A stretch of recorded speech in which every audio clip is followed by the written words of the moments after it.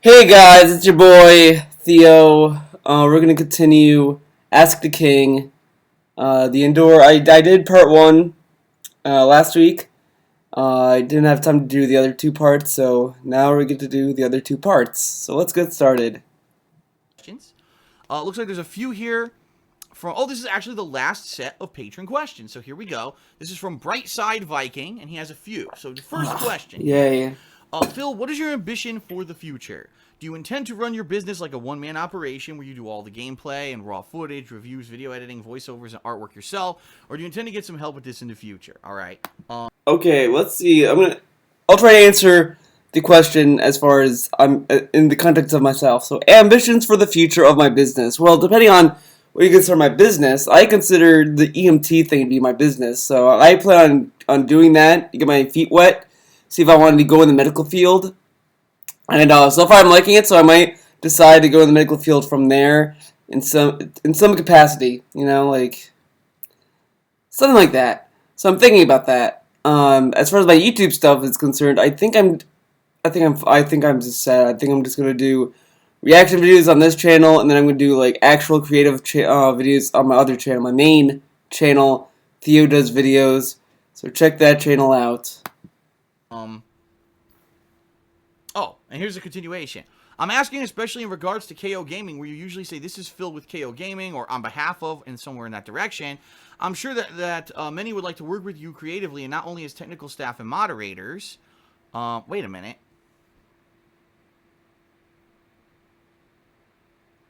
Oh, okay, no. Okay, I screwed up the pages here. This is correct. The final part of Wow. his question is, I also wonder if you've ever done any voice acting or acting at all in a capacity other than just for yourself for YouTube. So first off, ambitions of, what to do with the business and everything. Listen, I'll be honest once again. I'm an honest guy. Years ago, once I'm again, an honest when I was at the guy. height of my YouTube popularity, so this would be 2011 to 2012, so those 2 years. When everything was great, everything I did got ridiculous amounts of views, and I was making, I'll be honest, lots of money, okay? During that period of time, that's why I didn't have a Patreon or anything back then.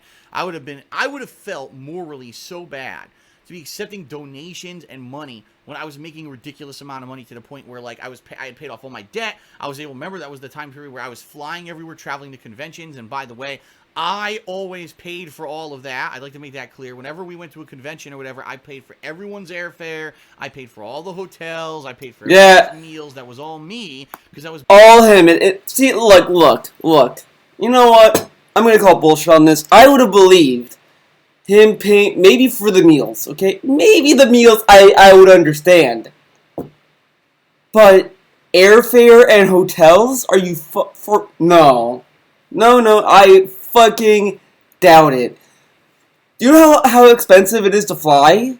Even back when he was like popular on YouTube and all that shit. Do you know how expensive it was to fly? No, there's no way. Unless he was making millions upon billions of dollars. There's no way. I really fucking doubt that's the case. I don't even think he believes it himself. Let's hear that again. Always paid for all the time period where I was flying everywhere, traveling to conventions, and by the way, I always paid for all of that. I'd like to make that clear. Whenever we went to a convention or whatever, I paid for everyone's airfare. See, look, I could have believed.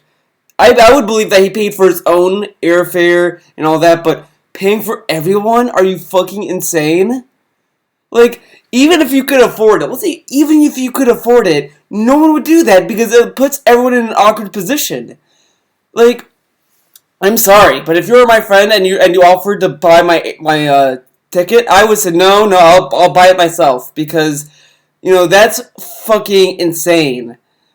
I mean, like it's supposed to say like, oh, well, he was doing it out of the kindness of his heart for his friends and all that stuff. But the thing is even as friends, it's just awkward. It's very fucking weird to do that. Like, there had to have been some string attached to that. There's no way that he would do that for someone. I fucking doubt that because no one is that generous unless they're fucking like made billions. And if he made that much money, then what was he doing in a small little condo? What was he doing with all that debt? If he could afford to do all those things. See, this is where you kind of could poke holes in his stories. Because how can he afford everyone's airfare and everyone's meals and all this stuff if he can't afford to pay off his debt that he had at the time?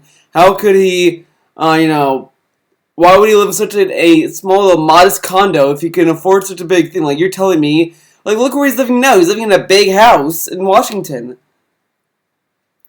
But whatever. I mean, I guess Phil expects us to buy this shit. I mean, come on, really? Really? I paid for all the hotels. I paid for everyone's meals. That was all me because that was based off of the ridiculous amount of money that I was making on YouTube at the time. Yeah, I fucking believe that. Yeah, sure, Phil. You made that much money. Okay, and yet you paid for everyone's airfare. Yeah, I'm sure you did. I'm sure you did. Is that why Howard didn't get his money for the shirts? Is that why you only paid Rambo because he had car problems? Oh, because he had a lot of money to throw around. That's why he was in such massive debt, and he lived in a tiny ass condo because he had so much money. Okay, sure, sure. Yeah, yeah, you paid for everyone, Phil. Mm-hmm. Time, all right? During that period of time, I actually considered opening an office. What I wanted to do, I wanted to get a brick and mortar office where I could actually have a filming area that could be considered like a studio, a room with a green screen, but also other areas and sections that I could film different kinds of things for projects. And I wanted to do creative projects. I wanted to do vlogging. I wanted to do, comedy series and skits, but also I wanted to keep doing the YouTube stuff. Basically, what I wanted to try to do was separate my work from my home. I wanted to have it two separate places. Now, this would benefit me two different ways.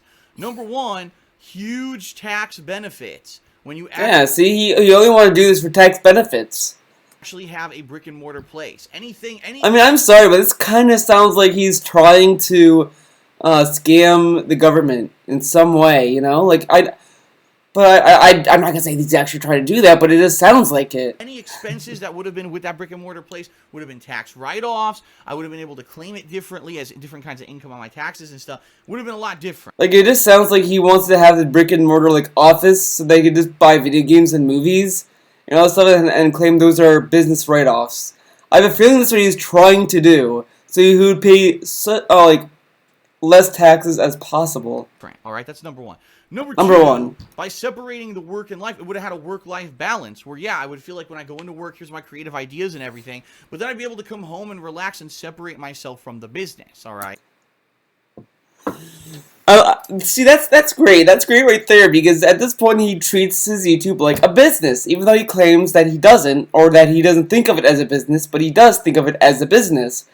And I love that he's like, oh, well, when I go to work, it's this busy, stress, then I get to go home and relax. Well, he shut on Google trying to have people relax and kind of unwind at the workplace so they could get more morale and working. But that's dumb. See, this is the thing that I think Phil handles business or anything that's a business or makes money as a cliched office job business. Like, you have to be in a cubicle. You have to have this and that. Like, he doesn't think of it as, a way to make money or do something interesting or unique. He just does the same fucking shit that any other business does. So it's very, very boring, and it kind of shows in his commentary. Right.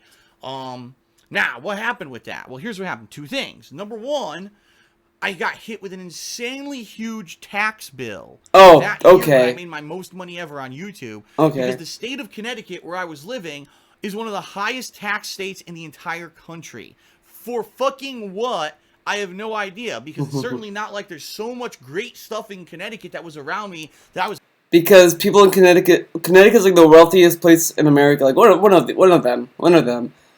But there's also a city in Connecticut that's also the heroin capital of the country as well. I think it's Bristol. I think Bristol is like the heroin capital. Like, it's one of these weird cities like that where it's known for like drug issues and all that shit. But yeah, Connecticut is one of the richest states, apparently. Was benefiting so much that I wanted to stay there and pay these absolutely astronomical, out of control, stupid fucking high taxes. So I determined, why the hell would I open an office or a studio in Connecticut and end up paying ridiculously high taxes on it, right? When I could easily move to another state that that would be more viable. A state that has either no state income tax or low state income tax that has business-friendly taxes, okay? But he waited all the way till like 2013 or 14 to move to Washington. And so, ultimately, that's what I waited on. Number two, if you remember what happened, was that was the time when the YouTube ad revenue bubble burst. At that point, ad revenue on YouTube was insanely high. I mean, we're talking... I love how he's using these financial terms. I guess it's because he majored in finances, I guess. I guess it's that business degree in action, guys.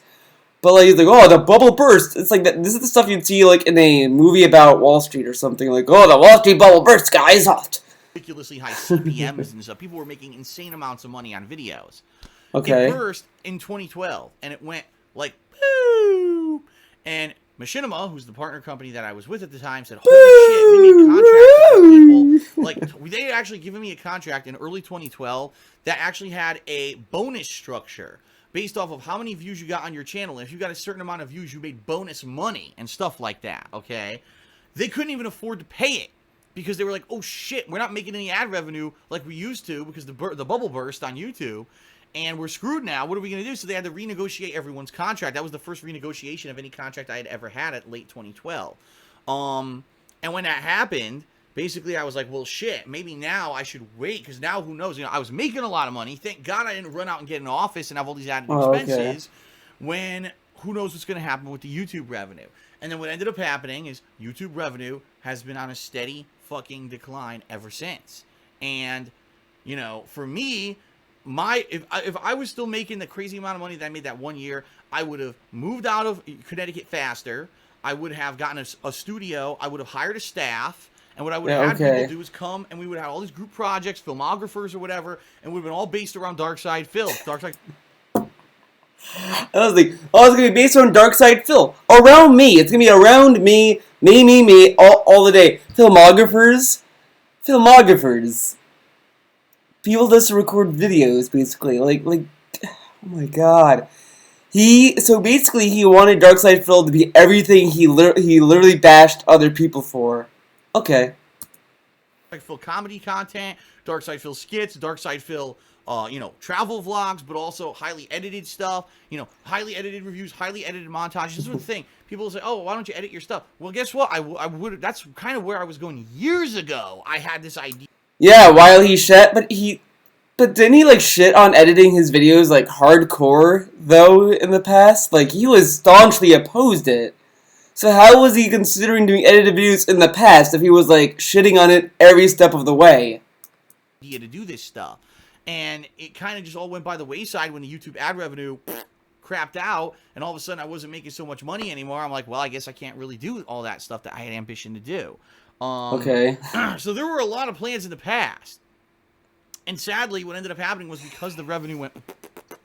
I said, well, before things get even worse, if I'm ever going to get out of Connecticut, this shitty fucking condo that I lived in, this one big giant room condo with no real space to do anything or film or have a life or even have an official office or anything like this set up, I got to get out of there when I can't... Gotta get out. And the earliest I could get out of there was 2014. I got the fuck out of there. And right now, I'll be honest, yeah, I'm in financial trouble, but thank fucking God I got out of there when I did. Because I could be in the same trouble I am now, living back in that fucking condo, trying to be cramped in there with Leanna and everything. It would have been terrible. Paying taxes out my ass. That's the other thing people don't realize. Just alone, moving out of Connecticut, I've saved so much money on fucking taxes that, like, it would have been a nightmare living there. I would have been in a cramped situation, probably having just as little money as I have now because of the tax situation. Okay. Anyway, it benefited me to get the fuck out of there, all right? Now... the question here is, what's the plan for the future? I would love to have one. I can't, but I would love to have one. How do you plan? Right now, I don't even know what's going on with the business. Right now, everyone on YouTube is claiming... While last year, he had a plan for this year of a three-pronged plan, and also he did a vlog on how he's changing his streamings in the future. So he can't make another plan about the future, like, oh, if I'm going to be here on YouTube next year, this is what I want to do. How about that? Like, come on. Views are low, subs are disappearing, and it's a nightmare. Ad revenue's down, everyone's complaining, right? So I don't know what's going on. I don't know if next year if I'm going to be able to do this full time anymore. Halfway through next year, it may come to the point where I've exhausted every avenue. I've taken loans out, and I borrowed money, and I refinanced my house, and I do everything possible that I can do, and I still can't make ends meet. That's it, you know? And that's to be straight honest with everyone. I'm not saying that I'll never make videos for YouTube again, but definitely I would have to change. I wouldn't be able to do anywhere near as much content as I do now. And I would probably have to find a job that pays like nothing, because I'm starting off after being out of the job sector for, 5-6 years. No one's looking for someone who's been doing videos for 6 years to be their prime candidate for any kind of an important job. So more than likely they'll be starting at the bottom of the rung, bottom of the ladder, making some measly amount of money just to get a little bit of solid money. And I don't know. Honestly, this is the thing. A lot of people say, well, why doesn't he just go get another job? I don't even know if I could, because I make more money on YouTube, even though right now on. But like, so why can't you do both? Why can't you get a job or you get double money like that? Why can't you get a job from? Why can't you get money from a job and get money from YouTube? Like, won't both those incomes like add up to each other? Like what the fuck? Like, he can't do more than one job. Basically, that's what he's saying. He can't do more than one thing. But then he claims that he can, but he can't. On YouTube, I'm not making anywhere near as much as I used to, and I'm having a tough time right now financially. I'm making more on YouTube than probably if I got another job. So if I quit this and I go to get another job, I might get even worse financially. So I don't even. Yeah, you will get worse. Getting paid from YouTube and that job, he's gonna be in financial trouble, guys. You know what I mean? I don't even know. I can't even legitimately answer this question because I don't know what the fuck's gonna happen on YouTube in the next year, 2 years. Who knows? People always ask me these questions. I can't have a plan. I wasn't lucky enough to be one of these YouTubers that blew up exponentially, right? Never. Honestly, I mean, take a look at DSP Gaming and or Darkside Phil. Those channels never blew up exponentially. They got popular, but it never got a million subs and grew to the point where every video I put out, I'm making tens of thousands of dollars, and now I'm so fucking rolling in dough that I can create a brand and I can expand and make all. I can't, It never happened. Never happened. I realize they held me up in this regard to these other people. I was never at that level. Never. You can't. It's not a fair comparison to say, why doesn't Phil do this thing that Angry Joe does? Or why doesn't Phil do this thing that the Game Grumps do? Why doesn't Phil do this thing that Kind of Funny Games does? Because I'm not them. I've never been as popular as them. I never will be. So that's not fair. I'm one man. You know what I mean? And so the question here about KO Gaming. Will I ever do any kind of collaboration with KO Gaming or whatever? When? When would I have time to do that? You know what I mean? Like right now, all of my time is made up making videos to pay my bills. So when will I have this mysterious time to not make videos so that I can make a big ass brainstormed plan for? Again, he wakes up around noon to do his gameplay. He can't wake up early. He cannot wake up early at all. If you tell him to wake up early, that's impossible. He can't do it. Why? Who knows? For KO Gaming and bringing other people to collaborate. Like seriously, I want someone to ask him on the next Ask the King. Why can't he wake up early to do more videos or whatever? Like, why can't he wake up early? Why is that not a possible thing? Like, why can't he just take the time to go to bed, wake up early to do more videos and be more productive? Because honestly, sometimes when I wake up, I try to wake up early so I have a whole day to myself to do stuff. If I want to go to the gym, I try to wake up early so then I can do maybe a video like this or work on something. And then it's like, okay, well, I have all this time to play video games or, go to the gym, schedule another EMT volunteer session, whatever, etc., etc. I plan these things out because there's 24 hours in a day. I'm not going to sit here do, like, DSP videos 24 hours. That's fucking insane. But come on. There have been people who've said, why don't you have people put videos on KO Gaming and it highlights them so therefore they can get some views that they wouldn't have gotten on their channel, but then maybe there's an ad revenue agreement. When would that happen? That's my thing. Like, people don't seem to realize my lifestyle. Like, they think that they literally think that I come here and I play games for 3 hours. Oh, here we go. Right? And then I put down the controller and I go and I sit on my couch like this all day. Yes. He did a shout out to Fred.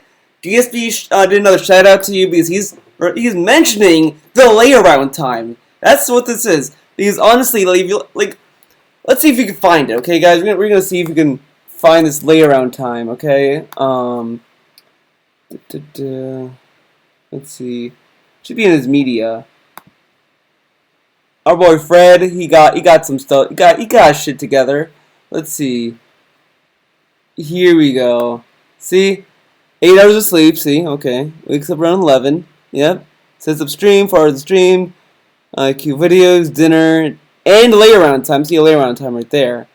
Um, he does all this kind of shit, and more lay around time. This is the thing DSP just mentioned in Ask the King. So Fred, you got another free shout out. But that's the thing, though. That's the thing. The going off of what he has said in other videos leads to that. Like when people asked him, "Oh, why don't you wake up at 9 a.m. to watch the Microsoft press conference or whatever?" He said, "No, I'm not going to wake up early for that." So see that kind of proves it. It proves that he does sleep in for so long and wakes up around 11 or whenever, and then streams at noon. And then what does he do after the stream? He queues it up to hit upload because he has to be there to hit upload.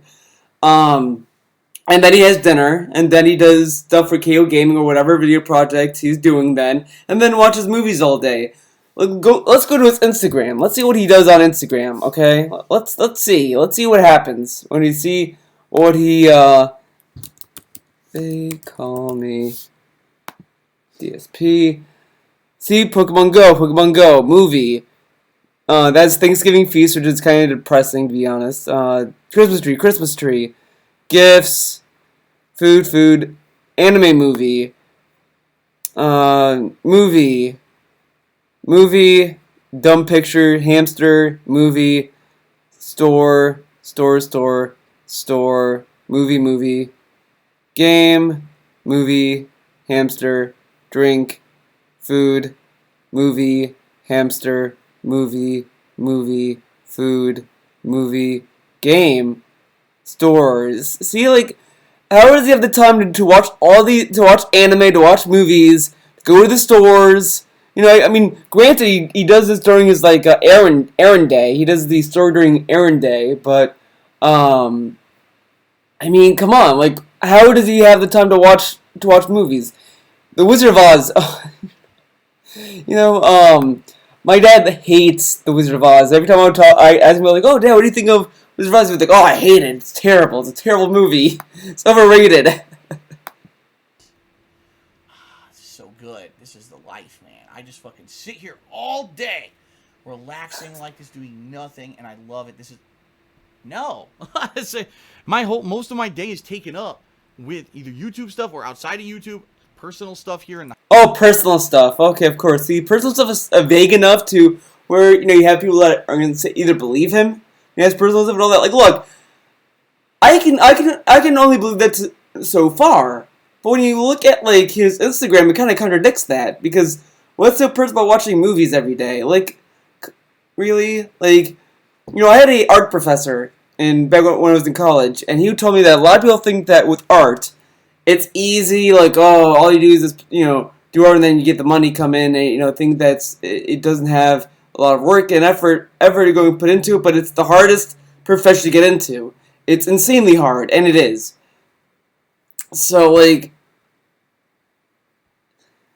Phil is probably that kind of guy. He probably thinks that doing YouTube videos is going to be, like, kind of easy and have a little bit of effort and all this kind of stuff. Like, it's just there's no way that he does that. This I have no time bullshit holds any ground. Because why can't he wake up early? We all know he goes to bed at 2 a.m. He says that. He says he goes to bed at 2 a.m. 2 a.m. is not that bad of a time, and he can still wake up early and still do games. He needs his beauty rest. Little princess needs his beauty rest. In the house, making dinner, cleaning up after. Making dinner.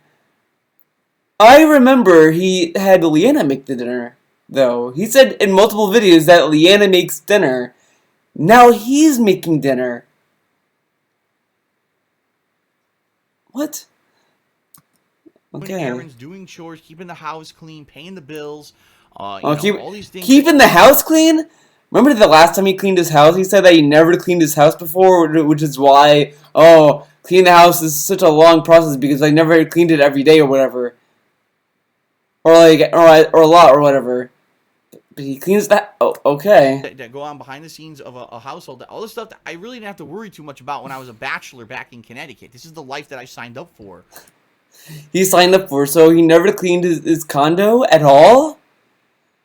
Well, actually, no, that's true, but Phil, even when you live by yourself, you have to clean up after yourself. Are you fucking for real? He sounds like a parent. He sounds like he's raising a child. Like, oh, well, now that I live in a house, and I have a child, and he wonders why people call Leanna his daughter. When I moved across the country, it's a lot different now, and people have to realize that. Still So, to this day, it's a lot different. Okay. I moved here 2.5 years ago. There's fucking kids that don't get that. Kids, yeah, They okay. don't have that lifestyle. They don't even have their own place. They're living at their parents' house, and they sit there all day. Well, I don't understand. When I'm not playing games, I have all this free time. Why doesn't Phil have free time? So, like, he doesn't think that maybe these kids are comparing their parents' life with his, because, like, for me, when I noticed my parents, they would go to their doctors. So, I'd see them. My dad worked a night shift. He would sleep all day basically because he has to set his clock up for work the night shifts. Then my mom would work in the day, so she would come home. She'd have enough time to read a book, watch Greek opera, watch Greek news, do all this stuff. She had all this free time. And she still did stuff. And she wanted to do some, like, she did a lot of things. If they could find time, if my dad, for example, could find time to golf, play tennis, well, he used to play tennis. I mean, he doesn't anymore. But he had time to play tennis. He, had time to go to, he was a huge Civil War buff. He would go to the Gettysburg Address. He would do all these things. But Phil can't find time to do anything else. I'm calling bullshit on that. Fuck that. No. Because the thing is that if he woke up early, he would have time, but he doesn't want to wake up early. He doesn't want to. He needs his beauty sleep.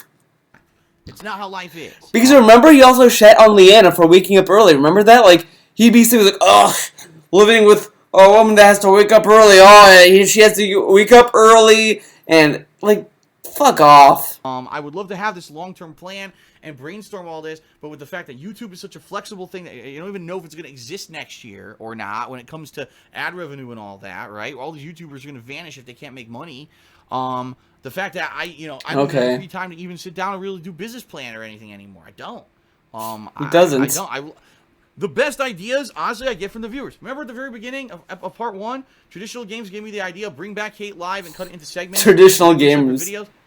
That's great. I wish I had like 5 seconds to myself to fucking sit down and think about that, because that's a great idea, and like that's a terrible idea. Direction with my life that I don't have time to even sit down and be creative and think about that kind of stuff anymore. Yeah, sure. That's just thing, buddy. True. All right, let's go to the forum questions now. So the first question from the KingofHate.com forums: Phil, what's your dream game? If you could make a game or make someone else create a game for you, what would it be and what genre? Okay, so let's look at the question.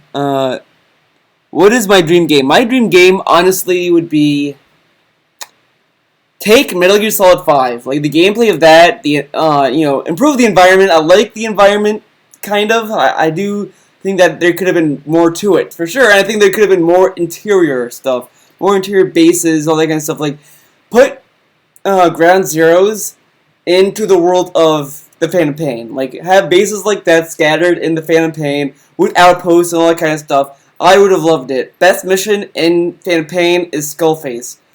Mission 30, I think.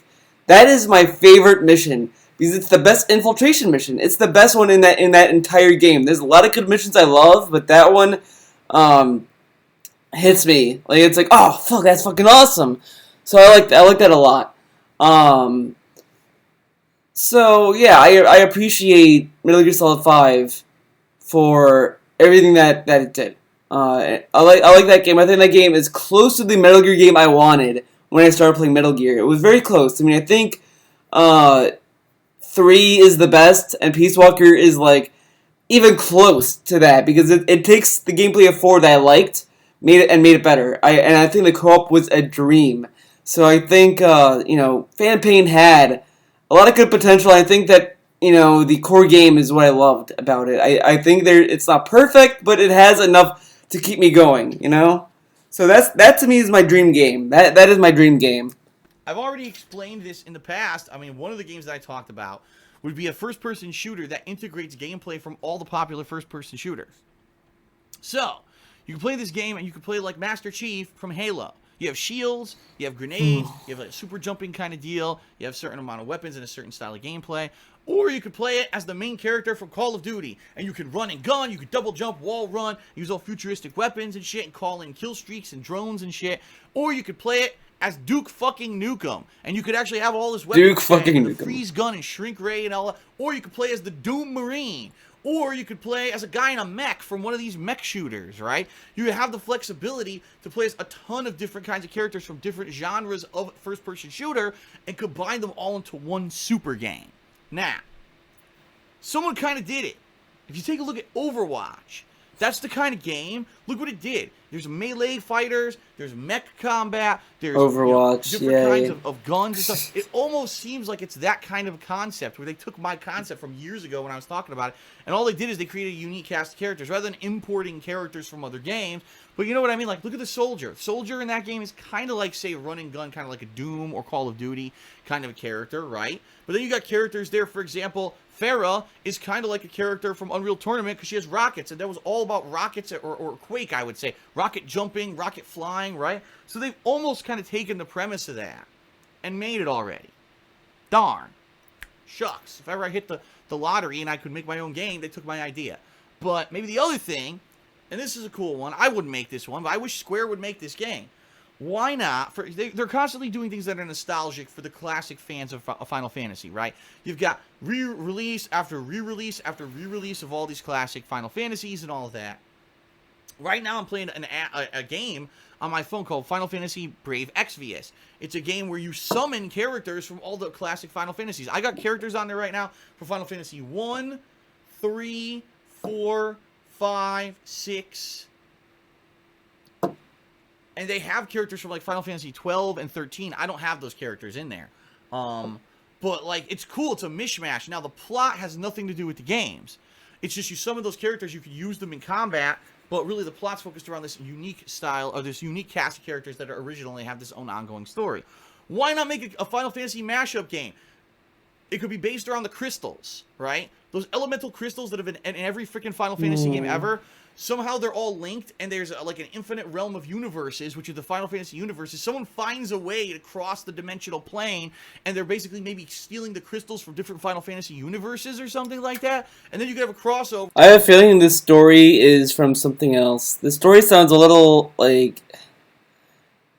I don't think Phil's this creative. That's why I'm kind of questioning this story that he's coming up with. Where characters from Final Fantasy 13 interact with characters from Final Fantasy 4 in a plot to try to save the multiverse or something. That would be cool. And then maybe you could play it in different ways. Maybe a certain character from Final Fantasy 6 would play like a character from Final Fantasy 6 and have a certain turn-based moveset, while a character from Final Fantasy 13 would have a different kind of gameplay and moveset. That would be like the ultimate mashup of Final Fantasy games. That would be amazing. I would play the fuck out of that game. But I don't think they'll ever make it. I don't know why. They're too busy, they're too busy making a remake of Final Fantasy VII that's going to be a fucking episodic game that'll come out for like 4 years and cost $700. Well, I love that you got that figure, $700. Like, what? It's not going to be $700. Like, yes, let's make Final Fantasy VII Remake and make it $700. Yeah, that's what people want. I mean, on the episodic thing, I feel that might be in mistranslation because I've been hearing a lot of like weird things about it. Like, I've been hearing that, oh, it's not going to be like the Telltale episodic game. It's not going to be like that where it's going to be in little episodes, or it might be something completely different, whatever. But I doubt it's going to be $700. I really fucking doubt. And I like that he's shitting on it, but it's like, people wanted a remake of 7 so bad, and they finally gave it to them. I mean, it might not be in the method that people would want, but it is what it is. As he would say. Not to say that people don't want to remake a Final Fantasy VII. I just don't think they want what Square's making. I don't know. I don't know. That's my idea. Okay. All right. Next question is from Joe. And he says, Phil, Joe, when a game launch is surrounded by controversy and accusations of dishonesty or false advertising on the part of the developer or publisher, do you let that factor into your review of the game? Should a game be judged as a work of art, separate to its creators' actions. Oh, here we Or should a game go. be punished in reviews? If it's sold on fake promises and dishonest trailers or demos, I think either option has great merit to it. Okay, let's look at the question. Should controversy, accusation of dishonesty or false advertising factor in a game review? Personally, it depends. I think if it reflects the game, like how it looks, whatever, then I think it's worth noting. Like hopefully he doesn't contradict himself because he brought it up in the Metal Gear Solid 5 review. But in Metal Gear Solid 5's review, well, in Metal Gear Solid 5's case, there's this whole thing between Kojima and Konami, and personally, I think it has to do with budgetary reasons. I think with that particular game, Kojima took the money for it, put it all in the Fox engine, and then took the rest of the money and threw it in one thing or the other. People like to say, oh, it's because of Kiefer Sutherland. I don't think it was necessarily that because, I don't really think that they paid him a lot of money for the amount of lines he had. But whatever, it is what it is. But I just, it is what it is. I think it was just budgetary. They couldn't afford to finish the game. And then I think at the same time, Kojima, I feel like the split between Kojima and Konami was just a mutual one. I think Kojima just wanted to leave Konami to begin with. And I think that the contract Konami had, and I think how Konami handled the falling out was bad. Because I think that a lot of the stuff was a lot behind the scenes. Legal nonsense. I think that's really what it was. Not that, oh, Konami's a bunch of assholes. I mean, sure that, people can say that they treat their employees badly, but I think Kojima just wanted to leave. And I think all the stuff that happened was just this weird legal stuff that, might have been outdated at the time, or stuff that was handled badly. But that kind of stuff, I mean, it kind of shows in the game.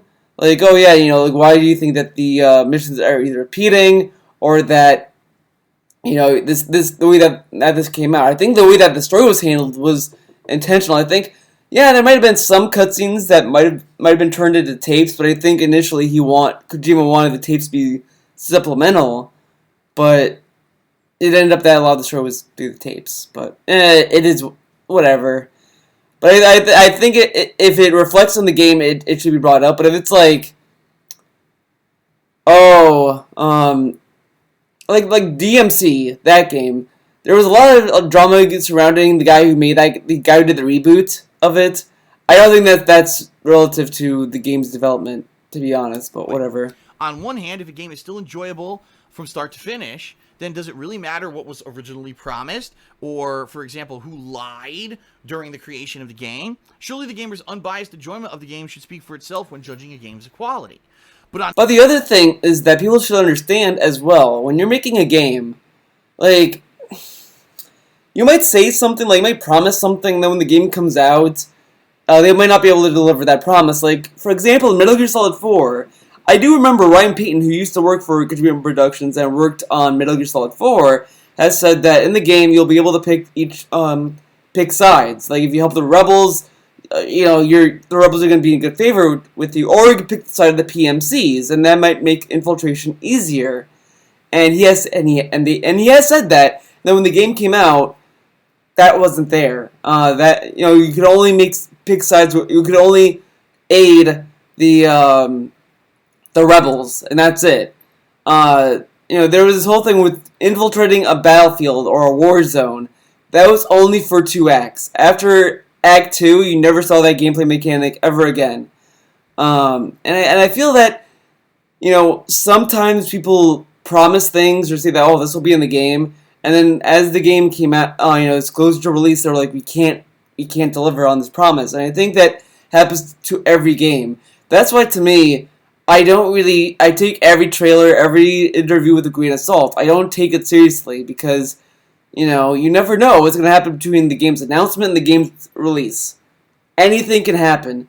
And I think with Sean Murray's case, I think he was just put in a shitty position, to be honest. Because, he was just an indie developer, and Sony just came up to him and was like, you're going to be our star child to make the best game for PS4 and this and that.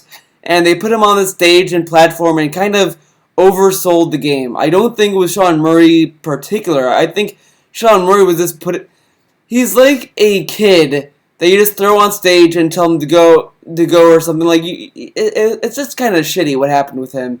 I don't think it was him particularly in a bad situation. I think he was just placed in a bad situation.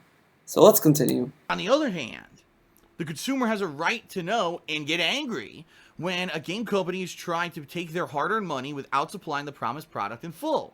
Whether it's a buggy launch or the game is missing features that were promised during the pre-release, or maybe even a full price game that has microtransactions out the ass, and it inherently hampers the progression or the curve of the game because you have to spend more money to get better or continue in it. There's little doubt that knowing the game you played was butchered from its original vision will surely hamper your experience. Would you like to know? I would like to know your opinion on this matter, how it factors into your reviews, and how you judge games. That's from Joe. That is a great question. Now, here's the thing. I can see both sides of the fence. All right. Here's two prime examples. Let's talk about Watch Dogs 1, and then let's talk about The Order 1886. All right. Watch Dogs 1 was a game that was, when it was shown. Oh, Watch Dogs and The Order, yay. Okay, Watch Dogs mostly. When they announced that, it was just like, oh, look at Watch Dogs, it's great. And then it came out and it was kind of bland. But The Order 1886, they never promised a monster hunting game. But whatever. Excuse me, I screwed that up already. When it was shown at E3 2012, which I was at in person, and when they showed it in trailers and stuff, the game looked amazing. The graphics, right, would blow you away with the graphics of this game. It looked like really, truly next gen, and it had all these supposed amazing things that were going to be in the presentation of the game. And then when the game released, it looked like it had a massive graphical downgrade and didn't perform anywhere near as well as what they had shown in trailers or any kind of advertisements for the game. Now, the game itself was solid, had a decent plot, interesting characters, some pretty interesting gameplay, different from what you would see in sandbox games up to that point. Admittedly, people criticized the main characters being a little bland and the story being a little bit maybe too serious.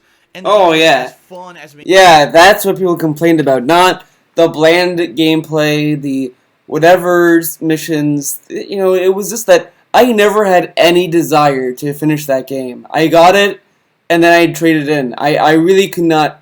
I could not trade that game fast.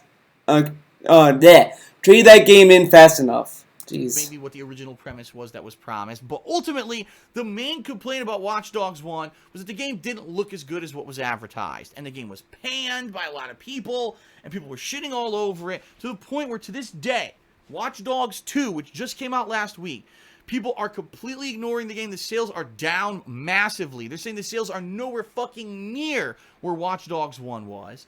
And if you look at the game, the game looks great.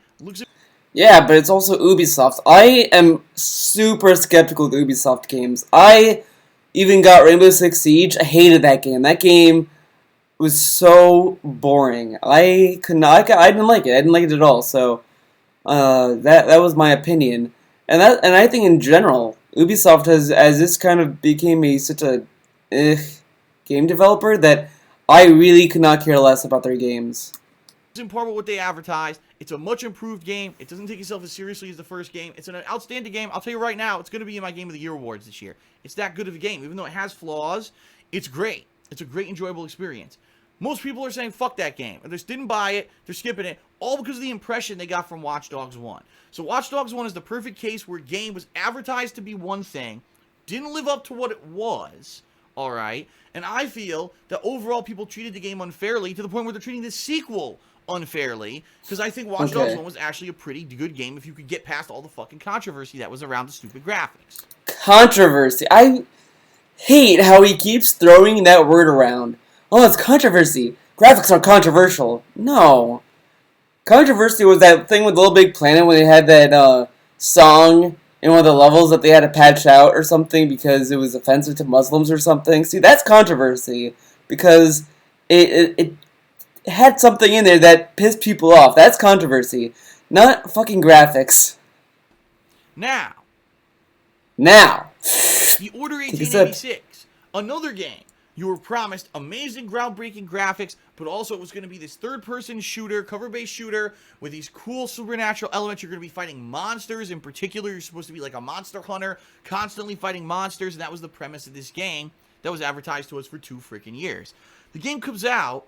The game has less than 24 monsters in it. It wasn't promised as a Monster Hunter game. Did you just like look at a trailer, saw a monster, and was like, oh, it's like a Monster Hunter game? I'm not exaggerating there. Less than 24 monsters. Only one monster. It's werewolves. That's it. Okay. And there's a vampire that they're in the game, but you never fight them. They don't even really exist or have any kind of gameplay elements. The issue with the Order 1886 wasn't what he's saying. The issue with it was a glorified tech demo. Like, look, if the Order 1886 came out at launch of the PS4, it would have been good. It would have been a good launch title because it's like, oh yeah, look at what your PS4 can do. But as a game that comes out 2 years after the launch or whatever, it fucking sucked. It had no story. It had a story, but it was very short. It made like Okami and Kojima games look like, the classic Kojima games look less of a movie and more gameplay. Like, there were so many cutscenes in that game. Like, I got cabin fever in it. Like, people always complain how Metal Gear Solid 4 is like a movie, and you sit here and watch an hour of cutscenes and all this stuff. Yeah, there's an hour of a cutscene in that game, but it's at least engaging and like enthralling. In the Order 1886, you get into a cutscene and you just want to get out of it so fast. You're like, it's like, I want to fucking play. Well, in Metal Gear Solid 4, at least you have gameplay in it. At least there's enough gameplay where you feel satisfied when you hit a cutscene. In the Order 1886, once you leave a cutscene and get into gameplay, you get into another cutscene, and it's so fucking annoying. I hated that game. To them whatsoever. The entire game is a nice-looking, boring as fuck third-person shooter because it's so cliche. Except for 2 weapons that were amazing, the rest of the game was incredibly cliche. That game got utterly fucking destroyed by critics, by gamers alike, because they said, you advertised a game saying it was going to be this groundbreaking, revolutionary monster hunting game, and there's no fucking monster hunting in 95. No one said that. People are upset that they bought a tech demo. That's what they're mad about. 5% of the fucking game. You made a boring, generic third-person shooter with purdy graphics. It doesn't matter how much you shine up a turd, it's still a turd. And that's what it was. And that game failed miserably, did not go anywhere near the sales expectations that they had for it. No one bought it after the first couple of weeks because everyone heard how bad it was. And ultimately, no one talks about it anymore. Everyone just kind of writes it off like it never existed, which is hilarious. In that case, I feel that the media and even me in my review, I had to say this game is not what was promised. That made sense. Because here's the deal. Ultimately, it's not about 1 or 2 factors. It's about the big picture, all right? Watch Dogs 1 promised pretty graphics and this gameplay engine and all of that. It delivered on the engine. It delivered on the story. It delivered on a lot of the things that it promised. The one thing it didn't deliver on were the graphics, and everyone freaked out about it. The Order 1886 promised a whole game with pretty graphics. It gave us the graphics, but it didn't give us the game. Now, let's be honest here. When you pay $60 for your new game, are you super concerned? Wow, it looks great, but if it's the whole game looks great, and all it is you do this is how you play it. Wow, this is the prettiest Game Boy Mash X ever. Is it worth $60? You know what I mean? So that's the kind of deal here is, in one case, It was based off of just visual presentation. Wasn't as good as what was promised, but it was passable, and the game was playable, and it was a good game. Versus the other game was just a shit game with great presentation. I think that it made sense to actually weigh that in a review or scream about it or be upset about it, right? So it really depends on the factor. And it really depends, ultimately, I think, on perceived value versus actual value. If you were promised a perceived value, all right, and you don't get that perceived value. What is a perceived value? Like, what? Out of what you spent. That's when I think the issue happens. For Watch Dogs, people perceived that it was going to be this amazing game that blew you away because of visually how it looked in all the trailers and everything. And then when they got the game, what they perceived it was going to be wasn't what it was. And they destroyed it and its sequel. With the Order 1886, people perceived they were getting a pretty game, but also a game that was going to be all these things that were promised, and they didn't get that promise either. So ultimately, for me, some games, if I bought a game and I beat it in a few hours and it's a piece of shit, but it looked great, I think it's kind of shitty. You know, I want at least some kind of an experience that seems original, that seems different, that's going to resonate with me. And the bottom line is, after I beat the Order 1886, I never gave it a second fucking thought. I compare that with games like Heavy Rain, or Beyond Two Souls, or Until Dawn. Now, those games were all light on gameplay, and they were shorter games. Those are experiences that have stayed with me over the years, and I still reference those games, and I remember those. Fuck Until Dawn. I played that game. It is so boring. Like, I beat it. I had to force myself to beat it, which is a bad sign for a game, to be honest. But I beat it, and then it was like, oh, I'll have to play the whole thing again to get other endings. And I have to remember the options I did. Fuck no, I'm not doing that, because that movie, that game is so slow moving that it's like I just couldn't take it. I got rid of it because I really could not take that game.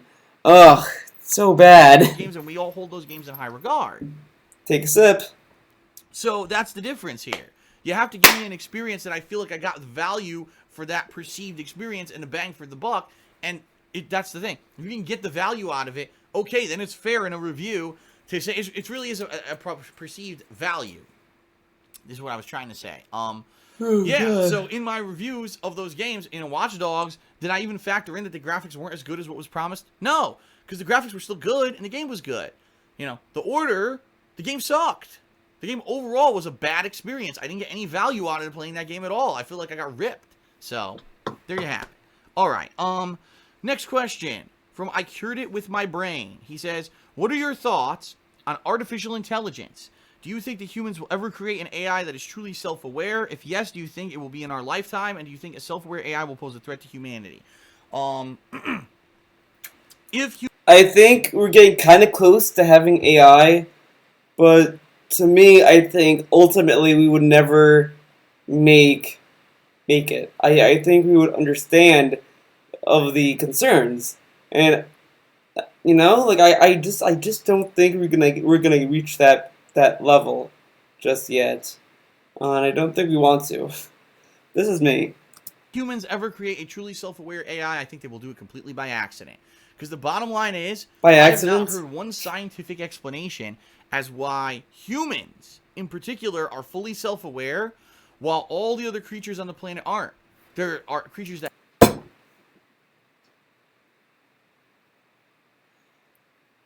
Because we're evolved. I'm sorry if you don't believe in evolution, but it's a thing. We have more abstract brains. Our brains can handle more. It can handle a certain amount of thought processes. Obviously, we're not going to be as fast as a fucking computer, but we have the ability to like create, think abstractly, and be problem solvers. We are at that capacity. I mean, elephants. I mean, they've said that there's a video of an elephant able to recognize himself in a mirror. There's a video of an elephant actually, like, you know, scratching the back of its ear or whatever, looking through a mirror. But we are intelligent humans. I mean, maybe not intelligent humans, but we are evolved from monkeys. We are able to perceive things differently. We have our own language that we speak. It's fucking nature. Like, do you understand how nature works? Like,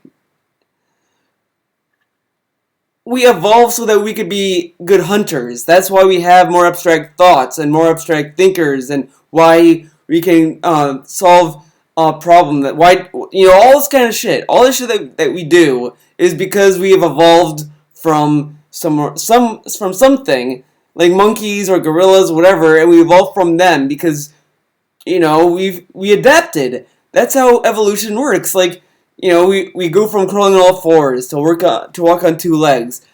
Phil, go back to science class. Go learn biology. It's fucking amazing.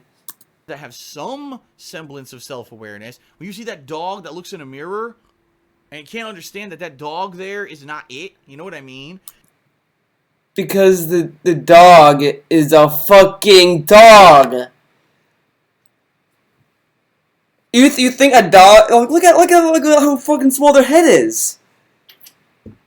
You think that tiny little brain that a dog has? I mean, dogs can be smart to an extent, but they can only learn by patterns and slight problem-solving skills. But they're not the fucking ultimate hunters. I mean, come on.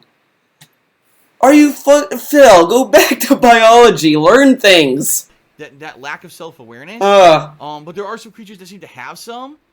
Why is it that we're fully self-aware and we can understand all these things about our mortality and everything, but other creatures just never get... Because we're fucking complex thinkers. We had to be complex thinkers because we're fucking human. We evolved. Jesus. Can anyone explain it? Is it just because the neural synapses of our head are more complicated than the animals? Or because that's the thing. If that was the case, then why don't we have AI already? You know what I mean? Oh my god, this guy is a fucking idiot. So why don't we have AI yet? Because they're fucking robots, Phil. Technology doesn't evolve like humans do, like nature, like fucking nature. Computers and nature aren't the same. There's not a correlation with how humans evolve and how technology evolves. This is the dumbest thing one of the dumbest things he has said. I can't fucking believe he said this in a video. He sounds so maybe not illiterate, but uneducated in the realms of science and technology. He couldn't have sounded any less ridiculous. I might have said something within that little ramble that might have been incorrect as well, but come on, compare that with him. I'm sure I sound better than he does, because at least I understand evolution. I don't know if there is a definitive scientific explanation for why we have become self-aware but other creatures are not. So I actually think, since we don't know the true reasoning behind why we're self-aware, that if we do create a self-aware AI, artificial intelligence, it'll be by accident, because we didn't know that was what it was, right?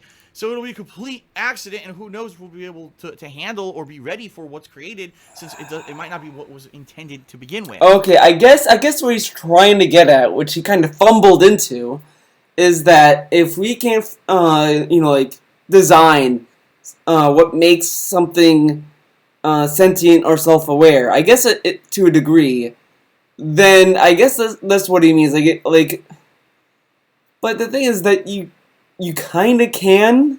Like, you can design how it functions a mirror. Like, this robot knows what a mirror is, and he knows that it's a reflection. So the robot's honestly, watch Ex Machina. Ex Machina is a movie, so it's a little, like, kind of a pseudoscience. It's fucking movie science, but, this guy programs this robot to act human, and, has this guy come in to be a test subject, but really he was trying to see how well the robot can convince the guy to let her out. Basically, it's like a key to a maze. Basically, and that's the whole point of that movie. Watch Ex Machina, great fucking movie, and I think that's the best way you can explain how you can have self-aware sentient robots. I think there's a way to program that, but it's just that but it might have other malfunctions, and we don't want to release this thing out onto the world if it has massive flaws or repercussions that we might get. That's where I think we are at scientifically with AI. Will a self-aware AI pose a threat to humanity? Let me ask you this. Humans are self-aware. We're fully aware of our mortality. We're fully aware of everything. Do we pose a threat to each other? Oh yeah! Fuck yeah! In fact, I'm not really worried about getting eaten by a lion, and I'm not worried about the earth really opening up and swallowing me up, but I'm fucking deadly aware, or deadly afraid that when I go outside, sometimes some asshole's gonna come up and try to shoot me, or steal, you know what I mean, like threaten my life, or some moron who's not even paying attention is gonna plow into me with a fucking car.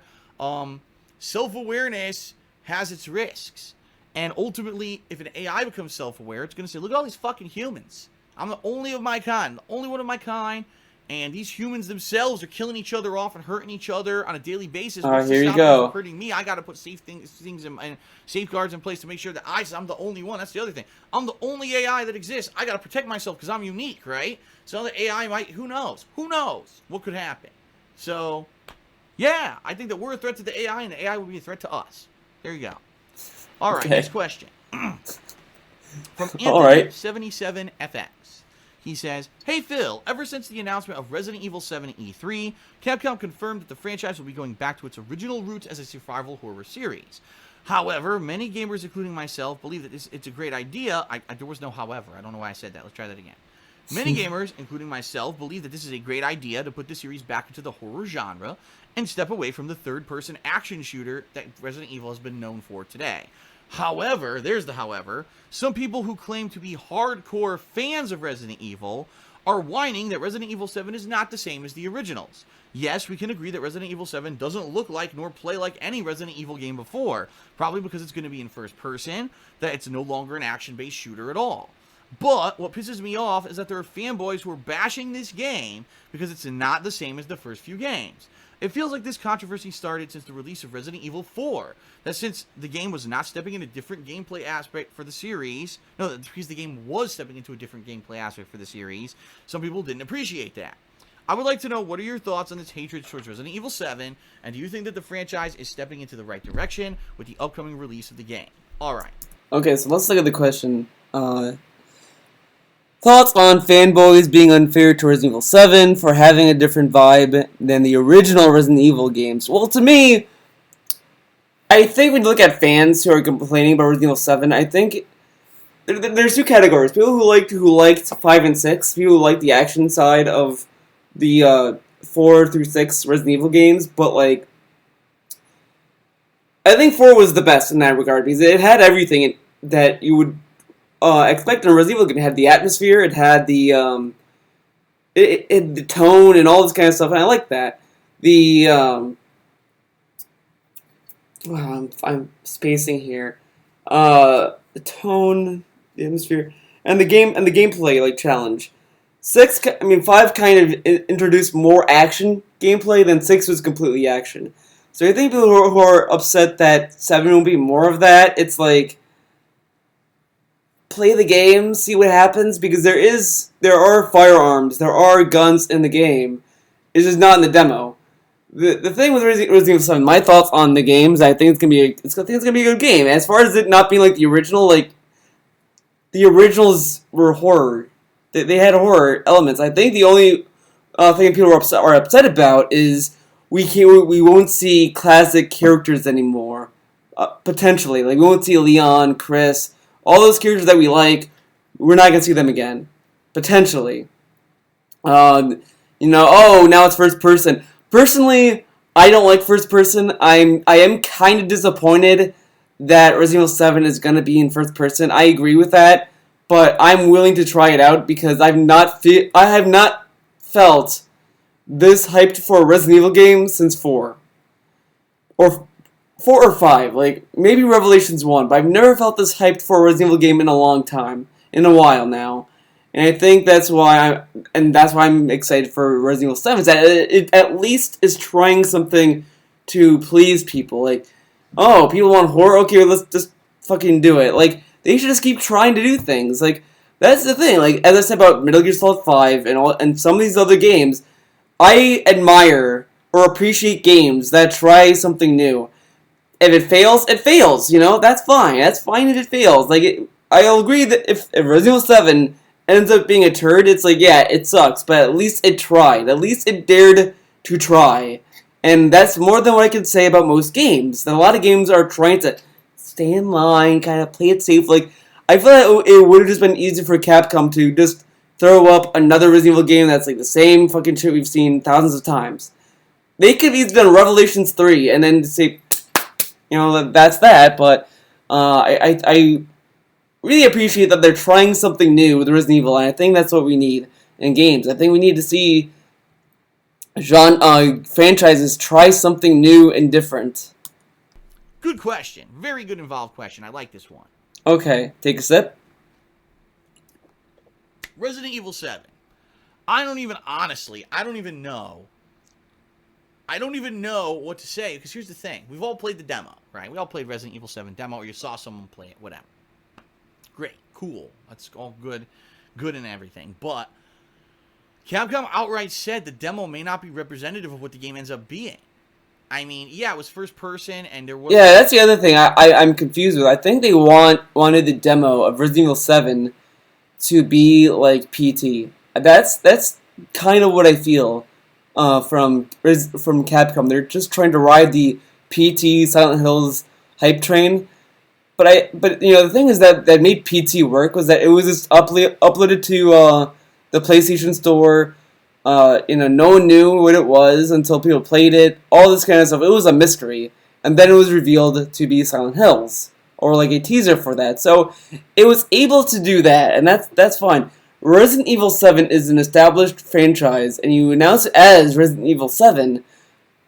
The thing is that it will still be first person because the game supports VR. So I don't think there is going to be a VR game in third person. I don't think there will ever be. But whatever. Horror element, suspense, and you're looking around a house, there's jump scares and stuff. But ultimately, will the final game actually be that?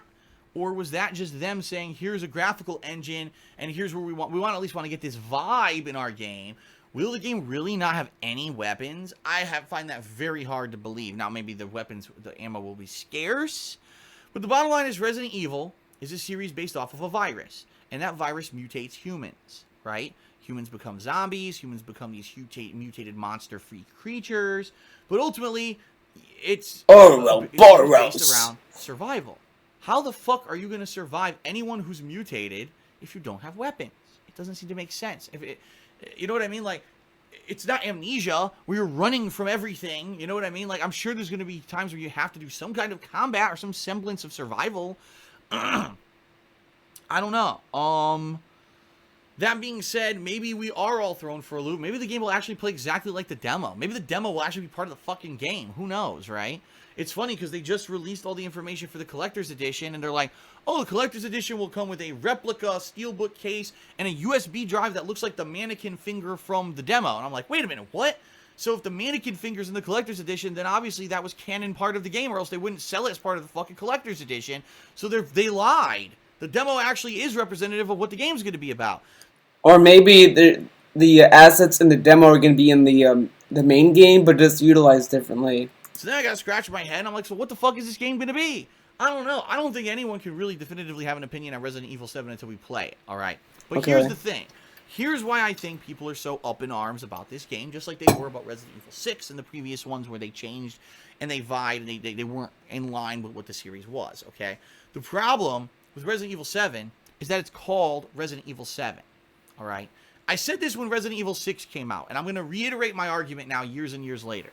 Resident Evil 6 was not a bad game. Resident Evil 6 was actually a great game and one of the best games in the year that it was. I played it. It fucking sucks. It sucks. Like, I used to... Look, I enjoyed the game. I enjoyed Resident Evil 6, sure, but it's not a good game on any level because the gunplay kind of sucks. The game felt confused half the time. Like, I think the Leon campaign, the Chris campaign to an extent, and the Ada campaign are great. Those are the only good campaigns, but with Chris and Jake, the thing that sucks about those two campaigns is depending on which one you play first, the other campaign is going to suck. So if you play Jake's first, Chris is going to suck ass because you're doing the same fucking shit. And that's the biggest issue with Resident Evil 6. That you're repeating things. It's so tedious. You're going to the same environments. The stories don't really feel that fleshed out or interesting. Like, Leon's was, like, somewhat interesting. The villain was the worst villain in any game I have played.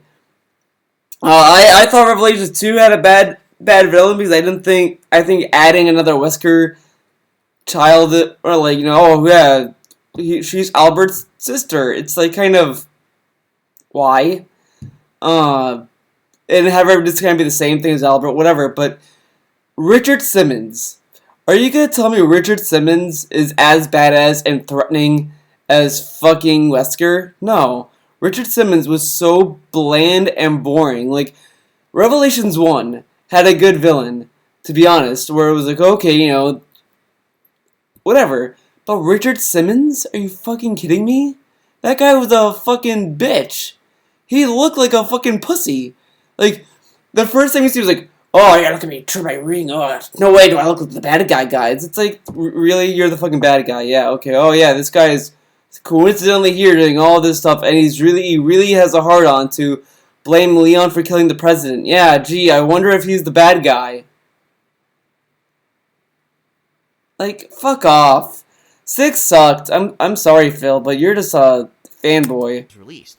The reason that people didn't receive Resident Evil 6 well back in 2012 was because it was called Resident Evil 6. And when you name something as the next numbered installment of a long tried and true game series, you're going to at least expect some adherence to that series. Now, yeah, Resident Evil 6 had the characters from many of the previous Resident Evil games. That is true.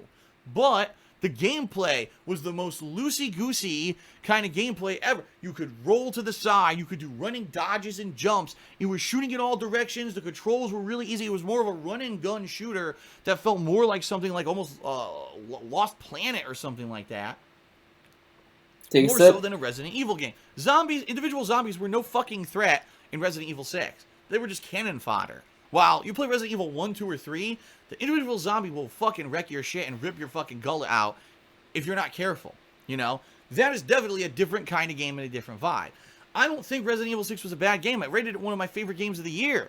I actually still think Resident Evil 6 is a great fucking game. Look at the amount of content in that game. The content sucked.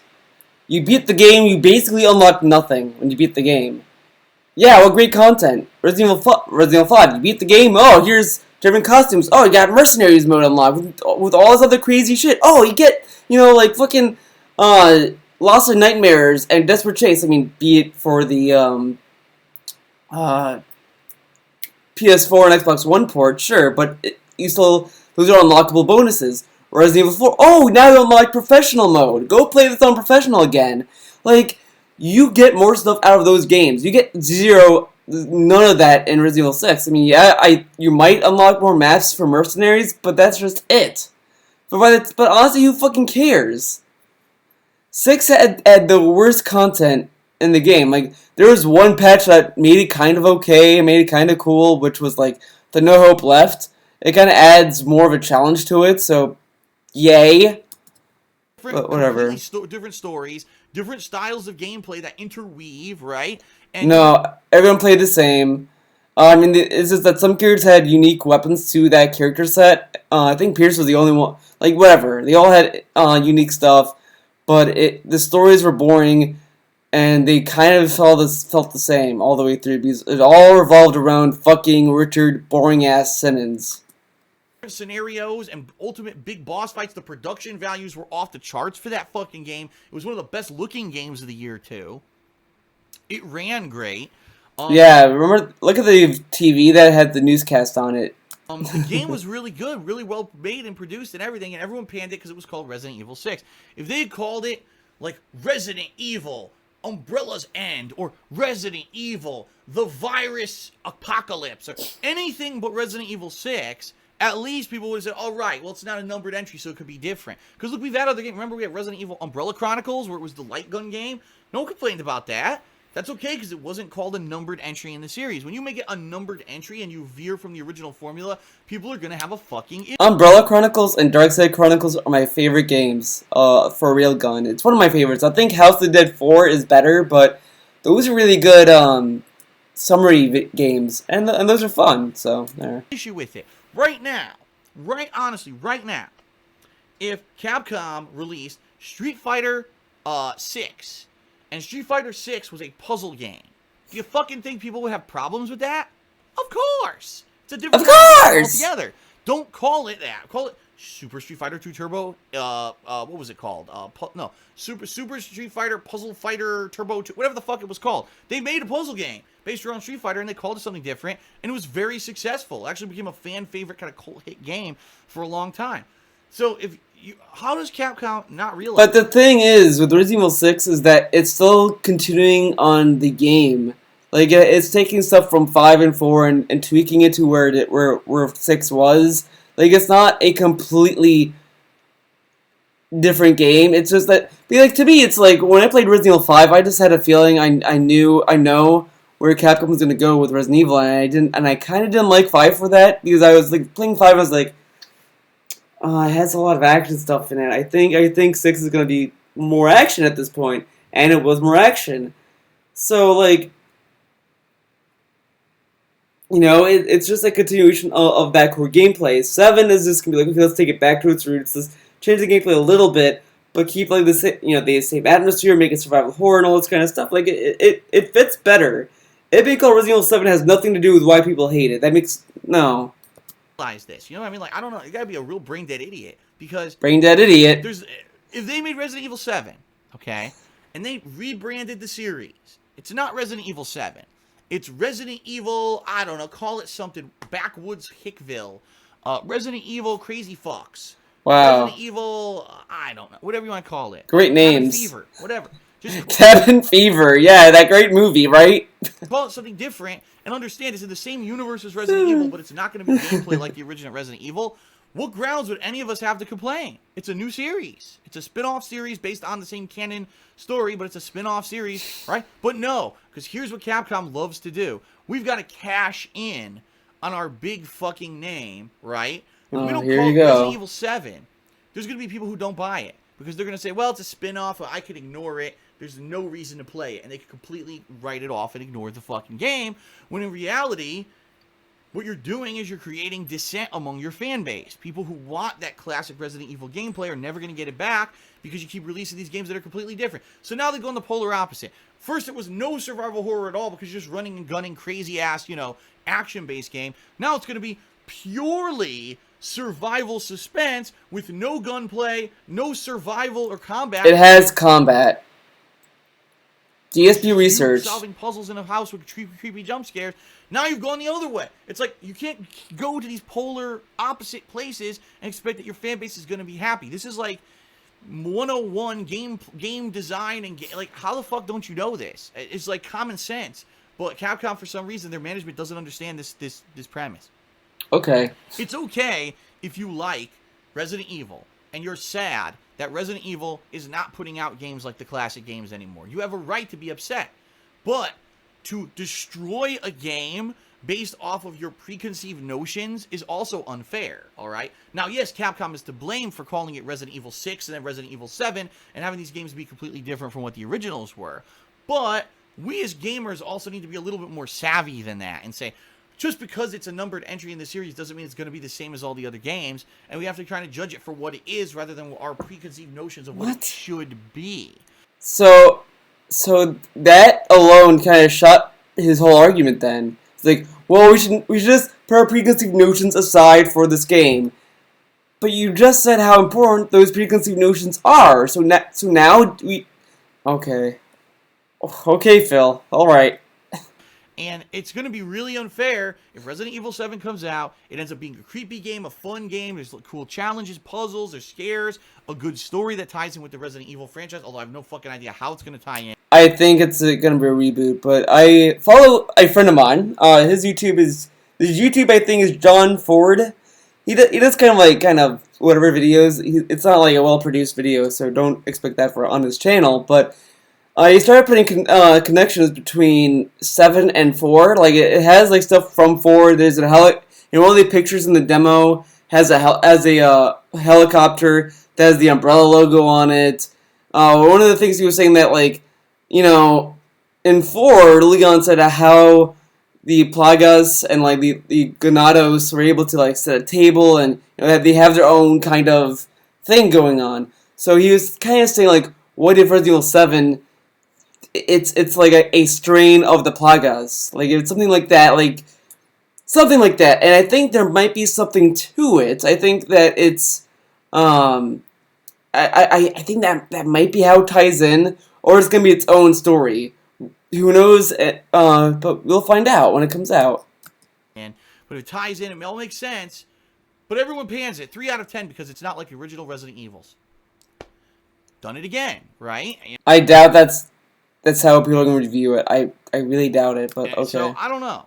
I don't know what's going to happen. I certainly hope people give the game a fair shake. I don't know if they will. But I guess we're going to see. All right. One more question, and then we will take a break, and then we'll come back and finish the show with the end of the forum questions. Okay, he's going to ask about Suicide Kings. I don't know what that is, so I'm just going to skip that.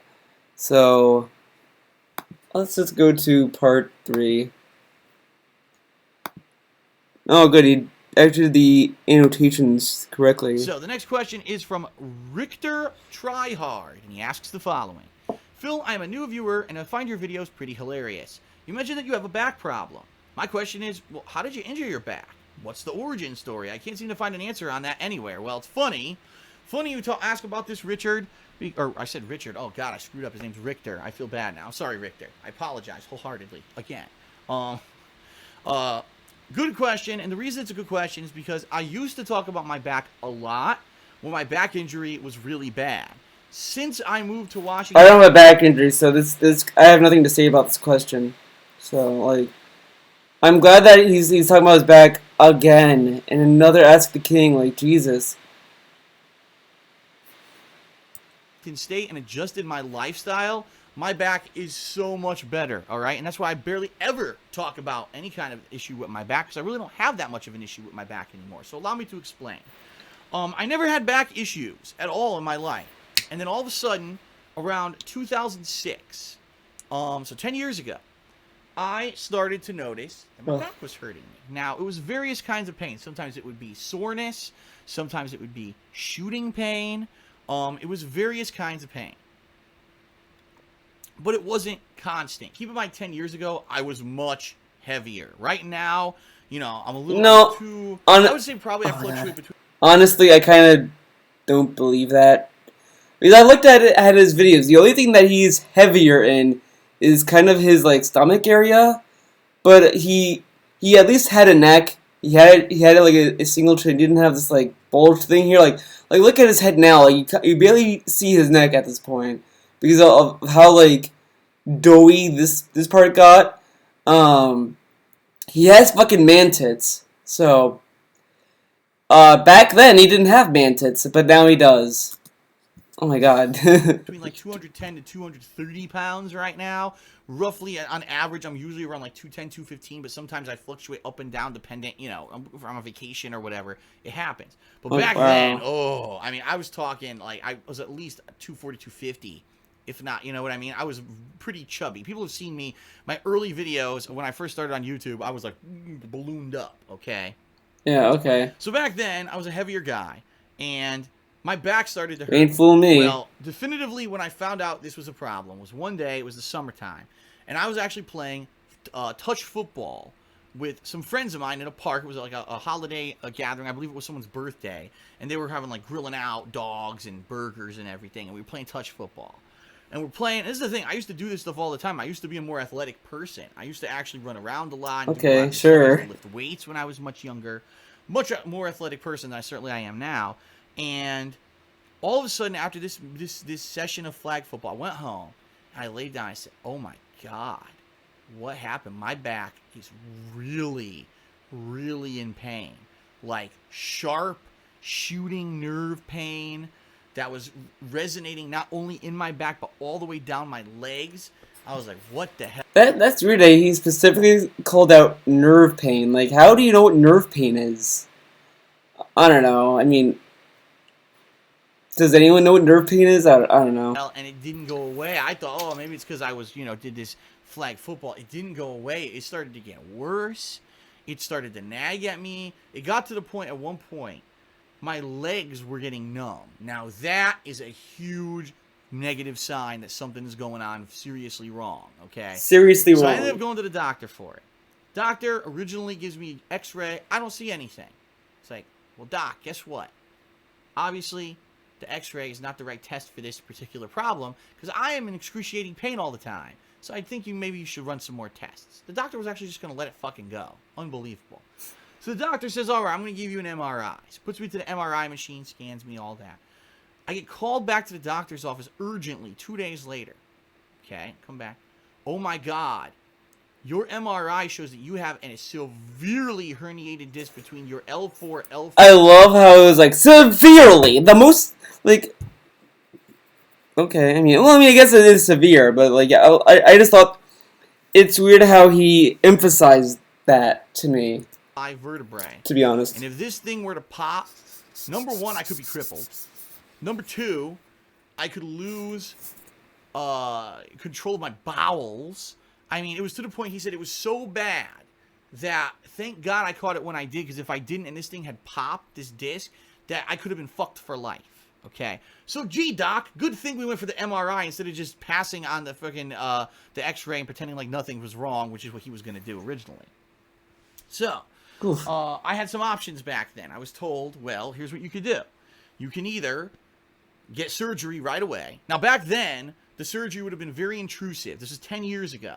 The surgery would have been, they go into it, they But you see videos, like if you go to Freedom Chat, do slash DSP dance, does all these crazy dance moves, like, yeah, moving his back all over the place, but he can't move his back. He has back pain. cut physically out the disc. I believe they fused the spine in this particular area or whatever. Today, it's much different. Today, they have laser surgery that's non-intrusive that could actually do the same operation, and basically, there's a lot less risk. It's a lot healthier. But back then, this surgery was incredibly risky. In fact, he even said, he says, when you do the surgery, it's basically 50-50. 50%, your life's way better. You're going to have a great life. 50%, it doesn't even get better, could get worse, and you fucked yourself over. So I'm like, gee, this is a pretty tough decision. What's my other decision? He said, my other option here is that I get physical therapy, I get drugs for my back, all right, different kinds of drugs, and I try to adjust my lifestyle to this back injury, all right? So what does that mean? It means no carrying of heavy things, especially over longer distances, no more heavy, strenuous physical activity like that flag football, out. No more weightlifting, none of that kind of stuff. Everything I have to do is to be very light and not strenuous on my back whatsoever. No more like driving long distances, because that actually puts a strain on your back when you're driving constantly using pressure with your legs. That puts a strain on your back. So what did I do? Immediately, I had to stop doing the physical things I used to like to do. Okay. I used to travel and drive around the country to play Street Fighter. Couldn't do it anymore. That was it. I used to be everyone's ride to go to Street Fighter tournaments. Couldn't do it anymore. So all that came to an end. That's right, but now people have to drive him around now. Carrying heavy stuff, I tried to basically adjust my lifestyle to be more careful, just in case, something were to happen, I don't fall or whatever and hurt myself any further. For about 2 months, I had physical therapy and injections into my back. The doctor wanted me to take painkillers. I refused. The reason I refused is because in my family, there is a history of addiction.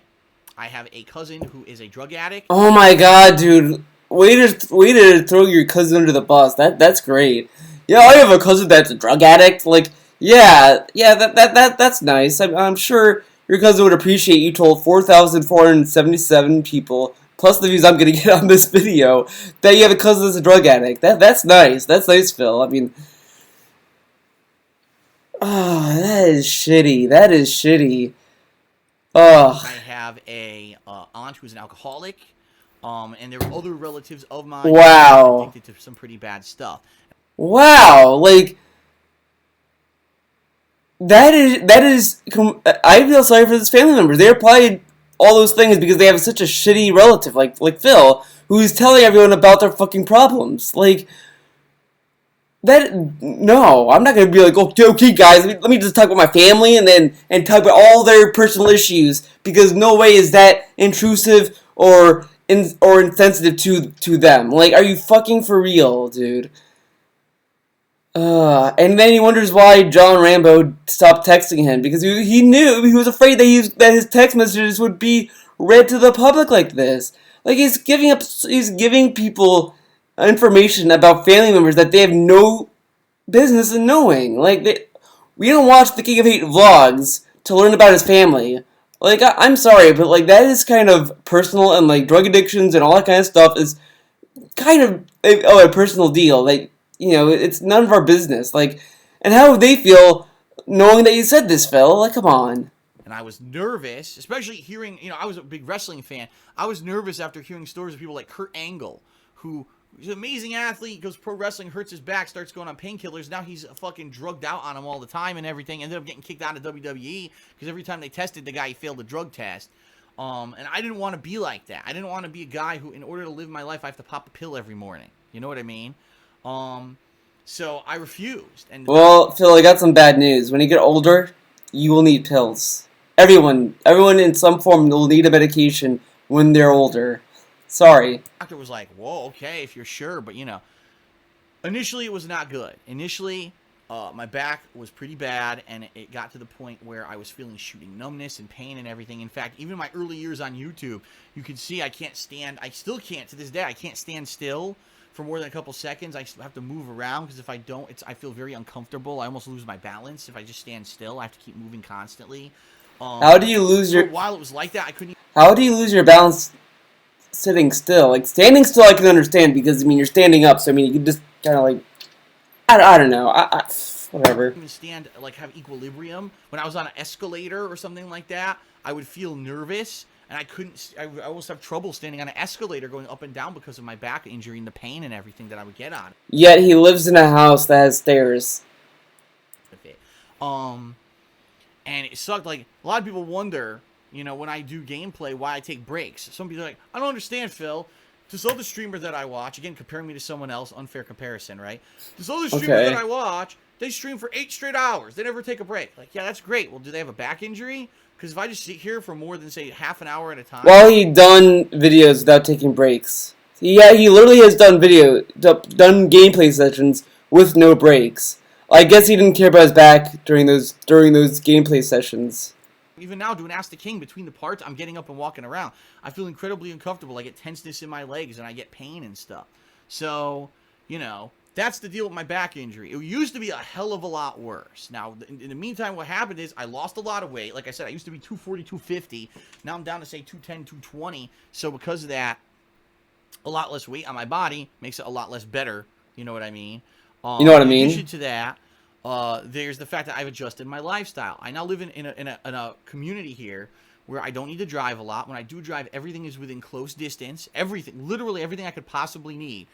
Any electronics, food, any resources, fun tourism, that kind of stuff. Everything I need is right here. I don't have to go drive 10, 15 fucking miles. I could go within a few miles. Everything is within radius of me. I don't carry a lot of heavy stuff. I have a garage now, so when I go grocery shopping, we pull in. It's a quick walk, grab the bags, go right into the kitchen, put them down. It's not like when I used to live in Connecticut. I had to go to this parking lot that was way far away from my unit. A lot of times there was ice and shit on the ground. It was a nightmare. So all the adjustments I've made to my life have made it better, so that my back basically doesn't get strained. And the bottom line is, since I moved here to Washington, no lie, I think maybe twice I've had a major issue with my back. One was earlier this year. I tweaked it, and it felt a little bit of pain and numbness for a few days, and then it went away. But it used to be constant. When I was in Connecticut, it used to be constant pain. So the Seattle air, guys, it can cure anything. I wouldn't be able to make a video without being in pain. Playing a game, I was always in pain. And it was kind of just a thing I was getting used to. It was a part of my life. Pain was a constant companion. Now it's a lot different, okay?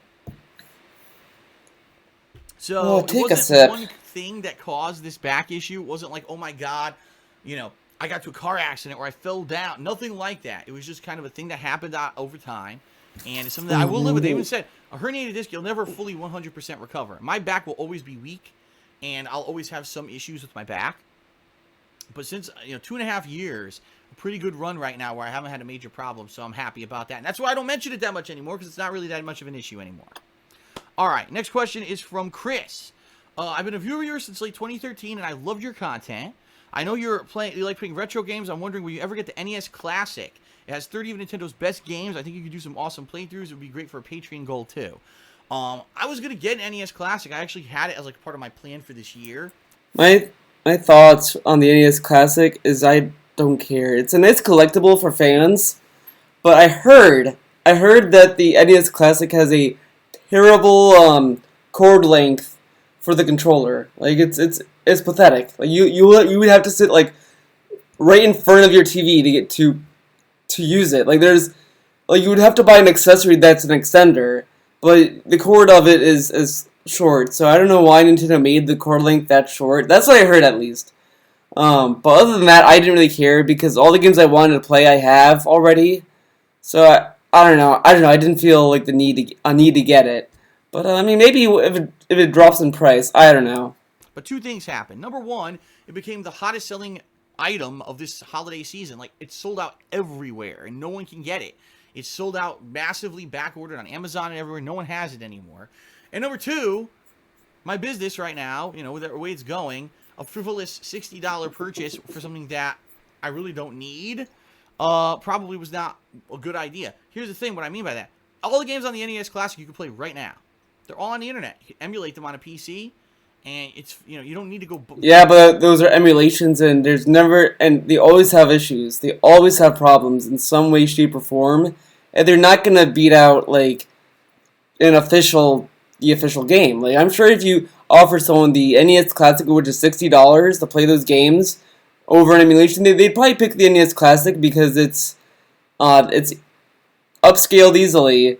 And the best thing, the thing I thought was cool that I heard about the NES Classic is that there's 3 video modes that you can have. You can have it be the upscale HD thing that's the default screen mode. Then there's like the 4x3 like classic mode, and then there's like CRT filter, which is going to be like an actual like CRT TV that was around during that time.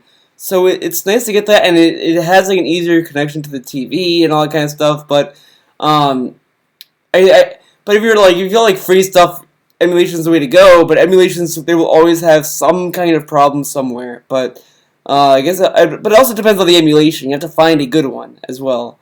Well, the NES Classic is like, rebuy these fucking games. These games have been for free on the internet. Now, a lot of people will say, oh, but that's pirating and everything. And I agree. I disagree with pirating stuff. But the bottom line is, these games are so old. Nintendo reselling them at this point is a fucking joke. I mean, really? You're gonna resell the original Zelda again? Like, how many fucking times have you resold that game on fucking emulated on the fucking, the Game Boy Advance, and then on the fucking 3DS? And they just keep reselling the same game over and over for $1 bajillion of fucking profit. Yeah, okay. The bottom line is the NES Classic is a nice collector's item. It is. But that being said, I don't think it's anything that has any kind of intrinsic value. It's a collector's item. It's not. You don't need it. You can play those games anyway. Right now. You could go to a used game store and for less than $60, probably pick up all the games that are in the NES Classic right now and buy them and bring them home if you had a working NES and play them. So, in that regard, I think that it's real. The $60 you're paying is because you want a collectible NES, looks like an NES or whatever. That's what it is. It's not because you're playing 30 NES games. But anyway, if anyone ever wanted to see classic NES games, I could do it. You know what I mean? I own a lot of them. I get emulated versions, but over the years, not really many requests. And I realized I played a lot of them, too. I played games like the Super Mario, classic Super Marios, and stuff like that. So, okay. Next question is from Industrial Gamer. He says, hey, Phil, what's your opinion on the recent decision by Bethesda to purposely not give game reviewers early copies of their games so they can release their reviews on or before the release date of the actual product's release? Recently, they did this with Dishonored 2, which is why the reviewers have just recently started posting up full reviews of it. Do you think this will stop reviewers from rushing through the game to review the game as quickly as possible, or do you think it's inadvertently a slap in the consumer's face? Thank you for your time. Listen, this is a double-edged sword, and a lot of people have had a lot of... My thoughts on it is, I can see why people are concerned about developers withholding early reviews, but the thing is, I want to say this as well. Reviews never used to be like that. And remember like with the whole thing with like Kane and Lynch, that whole thing with GameSpot where you got the special treatment and all this kind of stuff, and then they uploaded a unfavorable review of it, then they're like, oh no, okay, now you're fired. They changed the review score of it. Like, I don't think at all any of these early release reviews. I mean, some of them could be genuine, sure, but I always take it with a grain of salt. Because they could always give them a good review, regardless. Like, they could think, and they could just pose it in a way. Like, they could just give this narrative, like, oh, well, it's this because of this and that, but it's really good. Like, they might oversell it, then give it, like, a low score, whatever. I don't know. I always take reviews with a grain of salt. I just kind of go by my gut. I always just look at the games, like, does it interest me? Yes, I'm buying it. If it doesn't, maybe I'll consider looking at the reviews of it, seeing what happens, but I don't make the reviews be the end-all, be-all decision-making thing. I never do that, because I think if I do that, I'm more willing to be disappointed, I feel like. Opinionated things to say about this. Here's the deal. The way the model works right now is that a lot of these game developers give advanced copies of their games before they're available for purchase for the common person. They'll give a copy of the game to game media, so we're talking, magazines, internet, websites, stuff like that, they'll give it to YouTubers and other people who they deem have some kind of an influence, and they say, here's our game in advance, you can play the game, and then usually they put restrictions. You can't release this kind of footage until this date. You can't release your review until this date, because we don't want too much to be spoiled or too much to be known about the game until a certain date. So it's kind of like hand in hand. You're given a game in advance for free, but then you have to adhere by what their criteria are for what material you can and can't release on certain dates, okay? The reason that this process is like this is because back in the day, and this is the truth, God's honest truth, back in the day, there was no internet. People who did this stuff made paper reports, paper reviews, magazines, newspapers. That's how you got your review. So if that advanced copy of the game was not given out ahead of time, there would be no time for you to play through it / see the movie or whatever that advanced copy of it was, and then write a review and publish it and print it and have this printing press printing out the copies and mailing the copies out to the people. You wouldn't have it in time. The product would be out, and then you'd have to wait 2, 3, 4 weeks, and then you get the magazine with the review, but the thing's already out for 4 weeks, right? So that's why you had these advanced things back in the day, because you didn't have the internet. Now you have the fucking internet, right? So the bottom line is, you don't need advanced copies anymore, right? It just doesn't have to exist. What it is, honestly, sadly, what's happened with a lot, especially in particular with video games and the gaming media, it's become a way for them to say they're covering every single game when in reality they don't actually cover it. They rush the fuck through it. And what we've seen, sadly, is there's been some games, for example, a game that has online functionality that's critical to the gameplay experience, but the game functionality doesn't work yet until the game's officially launched. Then they release a review that doesn't talk about the online functionality at all when it's a critical part of the game. So you didn't review the game. You reviewed half the game, but you had to get your fucking early review out before the functionality was even live, and therefore you... But he didn't do the online for Dragon Ball Universe 2. Still did a review, so he only played half the game, apparently, according to him. Gave a skewed review that's not accurate. I've also seen reviewers, sadly, rush through games, not play side content, not experience certain parts of the game that were critical to the overall gameplay experience, and then put out a review and slam a game. You're like, yeah, but did you play half the Attack on Titan. fucking game? No, you rushed through it to get your review out so you could get your money, right? Your clicks on your ad revenue on your fucking website, that's all you care about. You don't actually care about putting out a legitimate review. Take a sip. Take a fucking sip. In addition, I hate to say it, a lot of these YouTubers who get advanced copies of games, all right, what they do, sadly, is they'll play the game early. They'll have a whole playthrough done.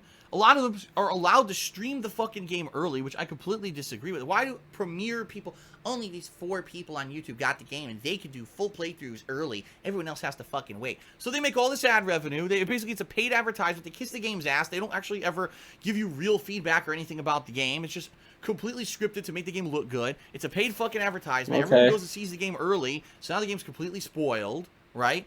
It's a terrible, terrible, terrible situation right now. With these advanced copies that are terrible. It would be one thing if this was still the 1990s and there was no internet and you couldn't get instant reviews, right? But now you can. There's no publishing process anymore that you need to get a copy in advance. Sorry, it's bullshit. I'm of the opinion everyone should get the game at exactly the same time. Everyone has to play the game at exactly the same time. And if you finish the game early, fine. And you want to do the first review ever on the fucking internet, great. But you're going to tell the difference because you're going to tell who rushed versus who actually played through the game and had a legitimate experience. Right now, you can't tell that because of the advanced review process. Yeah, it's bullshit. No one should be getting anything early. It's this simple. Consumer... Well, he got Fallout 4 early. He got Talos Principle early. He got Dark Souls 3 early. I'm sure he got other stuff early. I think he even got the DLC for Dark Souls 3 early, so there you go. Be smarter. Don't rush out and buy everything at release just because it's the hot new hyped release. Wait a few fucking days. If you don't have the expendable money to go be dropping $60 on every new release and have a risk that maybe it's not a good game or it was overhyped, then don't fucking do it. Save the money. Wait a few days for people who buy the game, legitimately play it, and they can show you their legitimate playthrough. That's really a real playthrough, not a fucking paid advertisement. They can put out a quality review for you that's honest because they don't work for some fucking company. They're not getting paid to promote the game. Instead, they're making an honest review. And then you can know whether or not the game's fucking good or not. Watch my videos. Watch me. Me. Stop running out and buying every fucking game that's new and it's hype, and you buy into the hype machine. That's the bottom line. If the consumer were smarter, we wouldn't be in this fucking situation. Wow. Wow. If the consumer was smarter. Okay. Lazy and lay Wow. back. Oh well, I shouldn't have to do any research or be smart at all. If I earn my dollar and I go throw it at a game, that game better be good no matter what. And I disagree there. I think the Says the guy who barely does any research. consumer has to be a lot fucking wiser. All right, but what Bethesda has done, they've come out and they're taking a stance. They say no, we're not putting out advanced copies of our games ever again. We will put out the game like the same day or one day ahead of when it releases. And, you know, tough titties, if you don't like that, this is our new policy. I think what's happened is Bethesda feels that there have been some reviewers that are dishonest, that go out there and they put out reviews that are rushed or they're not accurate because they're just trying to reach a deadline or be the first one to have that review on the internet so you get those ad revenue fucking clicks on their website or whatever it is, right? And I kind of agree. I can't believe how ridiculously bad of a job a lot of the times the mainstream gaming media does when they review some of these games. I read the reviews, I'm like, did they play the fucking game? Like, really? Or the best part about it, you'll read a review, it'll say one thing, and then the score is completely different. So the review says this game has 10 flaws, but because it's the new popular FPS that's been hyped for months, 9 out of 10. He did the same thing with Watch Dogs 2. Oh, look at all these issues. 9 out of 10. What? What? How is the score not in line with the fucking review? And this happens all the time. So enough with that bullshit. Bethesda doesn't like this and says, fuck that. We're not going to give advanced copies. Now, there's all this controversy. The media's pissed at this because now they can't get their reviews out early and they're going to have to rush to get the games finished quick so you get their fucking review out to get their ad revenue clicks instead of worrying of actually putting out a legitimate review and having any kind of transparency or decency or quality of a fucking review. They got to get it out quick to get their ad revenue clicks, right? Because that's really what matters. You know, and the YouTubers now, oh my god, I'm not going to get the game in advance. So I'm not going to be able to do my big advanced exclusive playthrough and paid advertisement and make tens of thousands of dollars. Oh no, I actually have to do something with talent now. And Yeah, because one company doing this is gonna sink their ship. Oh no, guys. Uh-oh. it's like, it's just a fucked up system. It is. So there's all this backlash. Now really, the only people who really could have a legitimate reason to have backlash for this announcement by Bethesda is the consumer themselves. Because the consumer wants to know on release day if the game's worth their money or not. So if I can't read that advanced review on release day, right, I can't go buy the game on release day and know whether or not it's a game that I'm going to like. Then wait. That's the bottom line. Just fucking wait. Stop being such a tool to this fucking commercial system where just because there was an ad on TV that said Destiny is going to be a groundbreaking, life-changing fucking experience, you don't rush out and buy Destiny on day fucking 1 because the fucking ad ran on TV when you were watching wrestling. Instead, use your fucking noodle and don't go out and give them your money until you know the game's good. Wait a few days. Wait for reviews to come out. Then you'll know if it's good. Then you know to buy it or not. Take a sip, fatty. But that's what it is. It's the same as the Nintendo mentality. It's the same as this Apple mentality. I have to buy. Apple mentality. Oh my god, he is really laying it down on Apple. I mean, again, he's just shitting on Apple because he couldn't get the iPhone 7. That's probably why. He's probably salty that other people have it and he doesn't. All the hype games right away so I can feel like I'm special and I'm in this elitist group of people who can all schmooze with everyone else who's in on the big hype games, right? And I got the game on launch and now there's all this hype around it. I got to be part of that. Stop it. If you don't want to be ripped off, stop it. Don't be like that. Don't be cool. Don't be a cog in their fucking stupid marketing system. Don't buy into the bullshit. Just fucking wait. For Bethesda, while he's a cog in that machine. Game's coming out and you're unsure whether or not it's a game you're going to like, wait a few days. I mean, look at Dishonored 2. Wait for me to rush through the game and give you a review on Monday. Or Tuesday, whenever he uploads reviews now. Right? Everyone was on the fence about this game. I played it. I started on Friday. I finished it by Monday. I really enjoyed the game. Yeah, it had some technical flaws, but overall the game was pretty good, and I gave it a pretty decent rating, and I think that people would enjoy the game. And that's legitimate. I didn't get paid to fucking make that review. I didn't get the game in advance and rush the review out. It was done in a timely manner, and you didn't have to wait too long. He did rush through it, because if he wasn't rushing, he would have played the other playthrough, but he did the other character, but he didn't. my review came out Monday. The game was out Friday, so you had to wait 3 fucking days to know whether or not you want to buy the game. Is that so much to ask from the basic consumer to not run out and immediately shove your money into someone's fucking hand for a new game just because it's new? This is what I mean. It's this capitalist, commercial mentality of the common gamer that's fucking the system over. It's not the fact that the games are bad. It's that people are rushing and paying the money for the bad games. Just wait. So there you have it. Guys. I agree with the Bethesda practice, and more power to them. I wish that every game developer would stop giving advanced copies to people who are just going to frivolously fucking take advantage and either do a paid advertisement that's completely dishonest or give you a terrible fucking review. Just let everyone do it for themselves. The bottom line is, the gaming media really isn't as important as it's cracked up to be. They're only supported by this crazy ad revenue from these game advertisement companies. They don't really need to exist. They really don't anymore. You're at YouTube. You got common people like me. We play games. We review them fairly. You don't need this whole thing was an advertisement for him. Yeah, and no one needs to be playing a game. Oh, I got exclusive access to Metal Gear Solid 5, and I get to play it. Only me. I get to play it on stream. Everyone else has to wait. What? Fuck you. Why the fuck are you so special? Get the fuck out of here. Alright. Yeah, I'm sure if he got that special privilege, he would be all over it. Like, again, like, Dark Souls 3, when he got that game early, he was like, oh, fucking Microsoft, they're fucking assholes, they're idiots, I got the game early, yeah, oh, wow, Microsoft, they're a fucking idiot. Oh, they fucked the ball with the DLC, I got the game early now. Oh, wow, what fucking assholes, yeah, man, fucking idiots, I got the game early. Next question. Hold on. Oh, okay. We're on to the final page. Oh, I thought railroads, fuck that. Top 3 favorite combos of all time. They don't even necessarily have to be combos you can perform, but which ones stick out in your mind as being particularly impressive? I guess we'll exclude infinites as they tend to devolve into loops, but if you think there's an infinite especially worthy of recognition, go ahead and throw it in.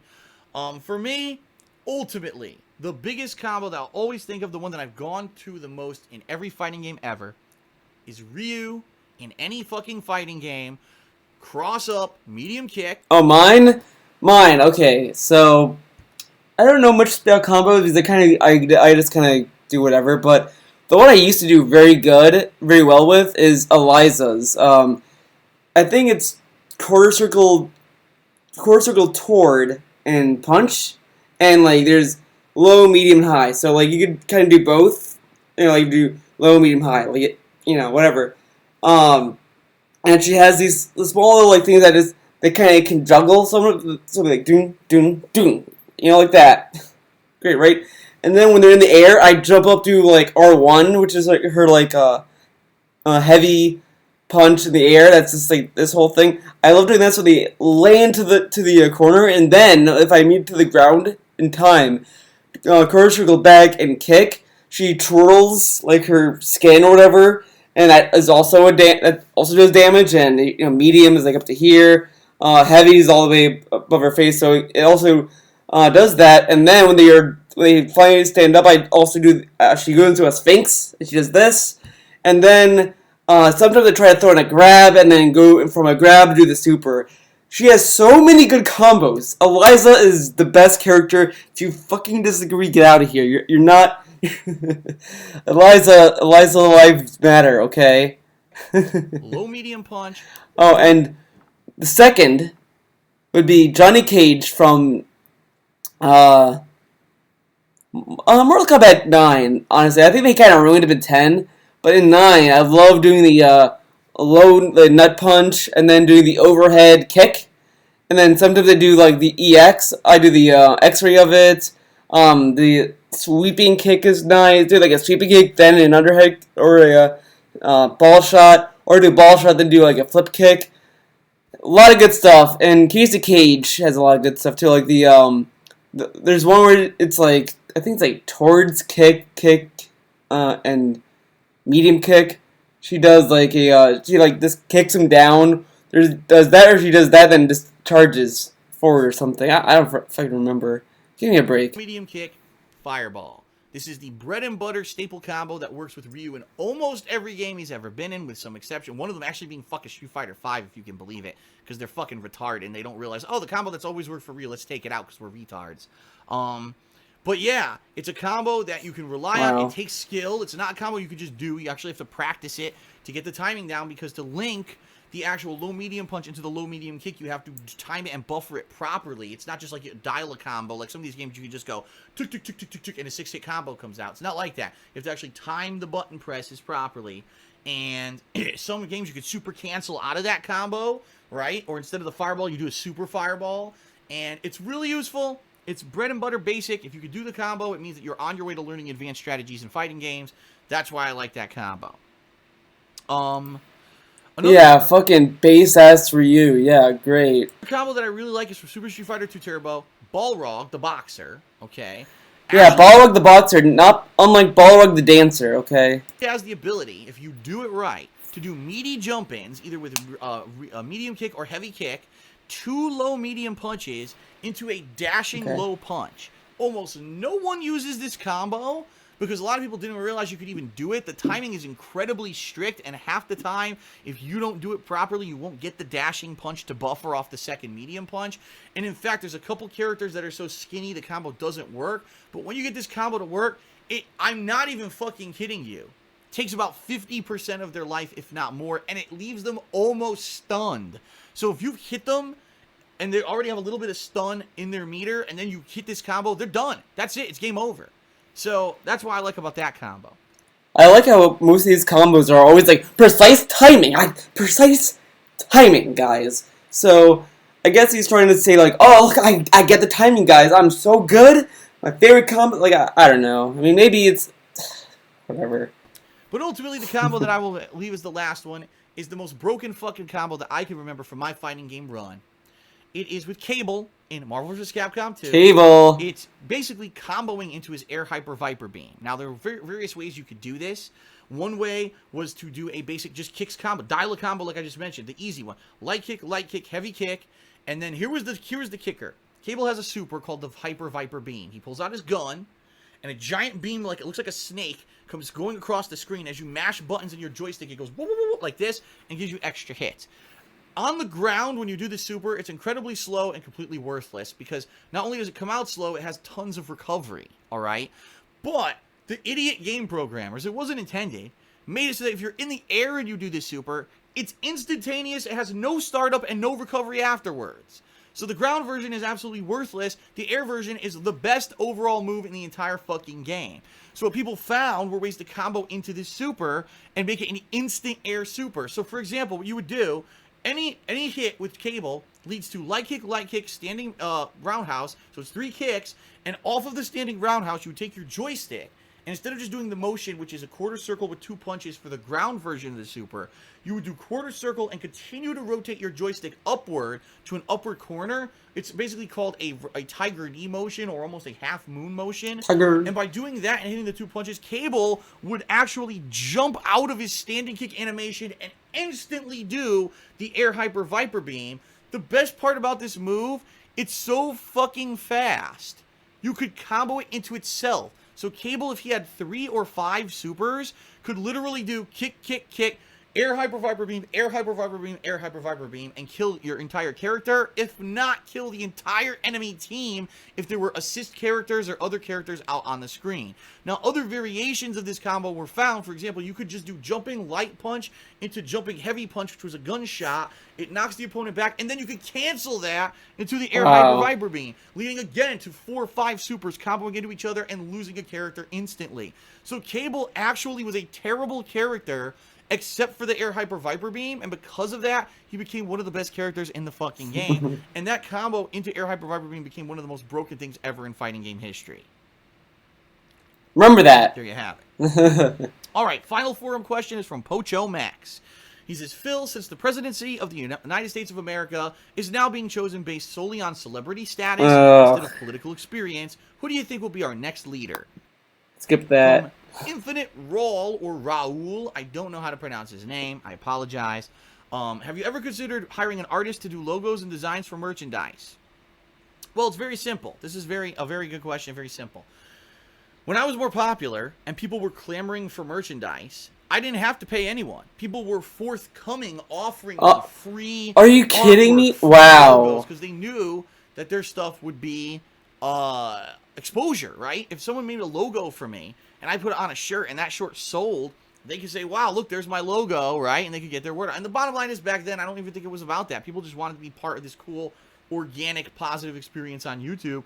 And knowing that... So all those artists that gave him stuff, he was like, okay, great, I'll take him and make money. Pay your fucking artists. I'm sorry, but like they deserve money because they work. Ah, fuck, man. wow, I made a logo that Phil uses all the time or is on a piece of merch was really cool, all right? And in fact, right now, it still exists, even though I never talk about it. If you go to cafepress.com/DarkSidePhil, all of the merch from back in the day, we're talking like 2010, 2009, that stuff is still up there. Now, no one buys it, but it's still up there. You can still purchase the Dark Side Phil Stein that I used to use with the logo that someone submitted. You can still buy the Dark Side Phil shirt with the original Dark Side Phil logo. It all still exists. You didn't mention, but you could buy a King of Heat thong. Do you want that, guys? Oh man, I bet you're hyped already. I bet you're buying a whole pack of them. All right. But now, here we are in 2016. It would be great to be able to sell t-shirts, right? It would be great to make some extra money, but I'm not an artist. And the bottom line is, sadly, because I need the money, I don't have money to pay an artist. That's the thing. Have you considered doing it? Sure. I don't have the money to do it, though. When I had the money to do it, people were forthcoming and gave me this stuff for free. Now that I need the money, that I need to sell the merch, I'm not as popular anymore. I don't have money to hire anyone. So it's like, when you need it, when you don't need it, you get it. When you need it, you can't get it. That's life. That's life. 23. 3 best Call of Duty single-player campaigns, please. All right. And by the way, I'm not gonna make shirts to sell for this channel. That's just dumb. And I don't really like doing merch, TBH. Let's see. Top 3 Call of Duty single-player campaigns. I have none, to be honest. All right. Number 3, Modern Warfare 2. Number 2, Infinite Warfare. Yes, Infinite Warfare's campaign this year was the second best ever Call of Duty campaign in my opinion. And of course, number 1, this will come to no surprise, Modern Warfare 1. There you go. Yeah, wow. Dark09. He says, Phil, if you won $1 billion, what would you do with the money? Or would you could still continue to make YouTube videos? If I had $1 billion, I would just use it to live. To pay my taxes, to pay the bills, and all that. That's all I would use it for. I would not use it for anything else. Maybe buy some like nice stuff as well here and there, but I wouldn't do anything crazy with it. Here's my answer. Now, first of all, I would immediately pay about half of it to taxes, because that's exactly what would happen. The government would take half my fucking money, because you know they're going to do a good job with that $500 million they take from me. I would immediately, and I'm not exaggerating, if I won that much money, I would immediately donate half of it to charity. Now, it may take a while to figure out what charities I think are worthy, but I would immediately donate half of that to charity, okay? Because I don't need that much. That's insane. That's ridiculous. Then, with the rest of the money... By the way, I like... So, half of it's going to charity. Half of it's going to the government, okay. And then he said half of it... Did he say half of it or half of that? I gotta hear that again. Because I don't need that much. These I think are worthy of money, I would immediately... million they take from me. I would immediately, and I'm not, because you know they're going to do a good job with taxes, because that's exactly what would happen. The government would take half my fucking money, because you know they're going to do a good job with that $500 million they take from me. I would immediately, and I'm not exaggerating, if I won that much money, I would immediately donate half of it to charity. Now, it may take a while to figure out what charities I think are worth. So half of it's going to the government, half of it's going to a charity that he doesn't know yet. But like, I love how he said immediately, then said, well, it's going to take me a while to find the charity, but immediately. Like, okay. I mean, but I would immediately donate half of that to charity, okay? Because I don't need that much. That's insane. That's ridiculous. Then, with the rest of the money, I would pay off all my debts. What's the rest of the money? Half of it's going to the government, half of it's going to, the other half is going to the charity. You have no, you lost all your billions of dollars, Phil. The government has it and the charity has your money. So the rest of the money you have left is the money you have right now. So, GG. I would pay off this house. I would pay off the condo in Connecticut. I would pay off all of my credit card debt. I would pay off any debts that my parents have and any kind of medical bills and stuff that they have. I would immediately pay off. Probably Leanna and anything with her family who they need help. I would pay all of them off. And then what I would probably do is a few things. First of all, I would definitely want to start a business outside of YouTube. Oh Brick yeah, and mortar business somewhere, and I would probably brick and try to hire mortar. professional experts, whether it's a restaurant or something else, just so that I'm not always reliant on YouTube. All right, and But you are right now. I don't. Oh my God. you're saying, well, if you have millions of dollars, you don't need to work. What are you talking about? True, but the thing is, to not blow all your money, you also need to have some kind of income. And so what I would want to do is have maybe a series of successful businesses See, have you noticed that he wants a series of businesses that pay him while he's doing nothing? that are Amazing. running, that are bringing in income. But if he gets a job and does YouTube at the same time, he can't do that because he's working 2 jobs. He doesn't want to do that. He wants to make as much money without putting as much work into it. So that there's always consistent income, right?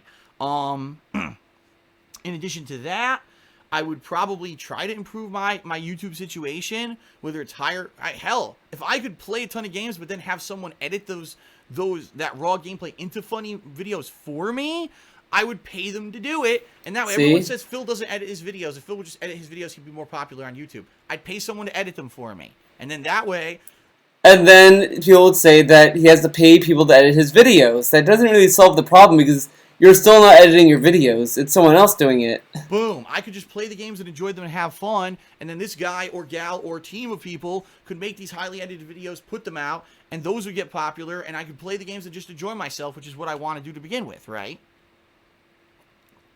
I mean, of course, ultimately there's a million things that I would do. I don't know. It's a lot of things to consider. Maybe I'd take fucking YouTube to court and finally sue the fuck out of them for all their lack of actually enforcing proper copyrights over the years. To finally since I would literally not need the money from YouTube, I could actually sue YouTube and make them fucking actually obey by the fucking laws of the United States of America rather than fucking everyone over with false copyright strikes. And I think that would be hilarious because that would be front page news everywhere. Former YouTuber sues the living fuck out of YouTube for years of grief and wrongful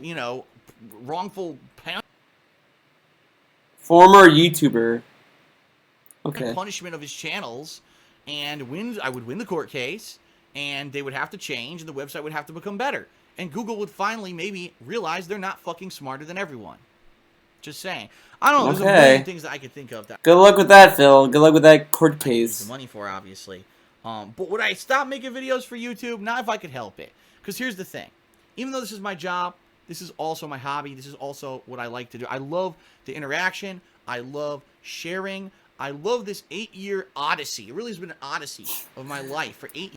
I love how it gets so, dramatic. First it's 8-year legacy, now it's an odyssey. Soon he will say it's a magnum opus. Mark my words, he will say that one of these playthroughs or something he's going to be doing will be a magnum opus. Years I've been doing YouTube, and I've been sharing this stuff with everyone. And I wouldn't give that away. I love that every day I can wake up, I can read on social media about a bunch of stuff going on. I can talk with people. I can share my opinions. People care about my opinions. People want to see me enjoy games. They're looking for my reviews.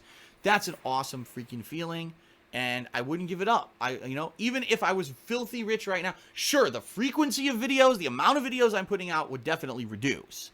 But, because I definitely have to put time and effort towards other things. But I would still want to play certain big new releases and share them with everyone.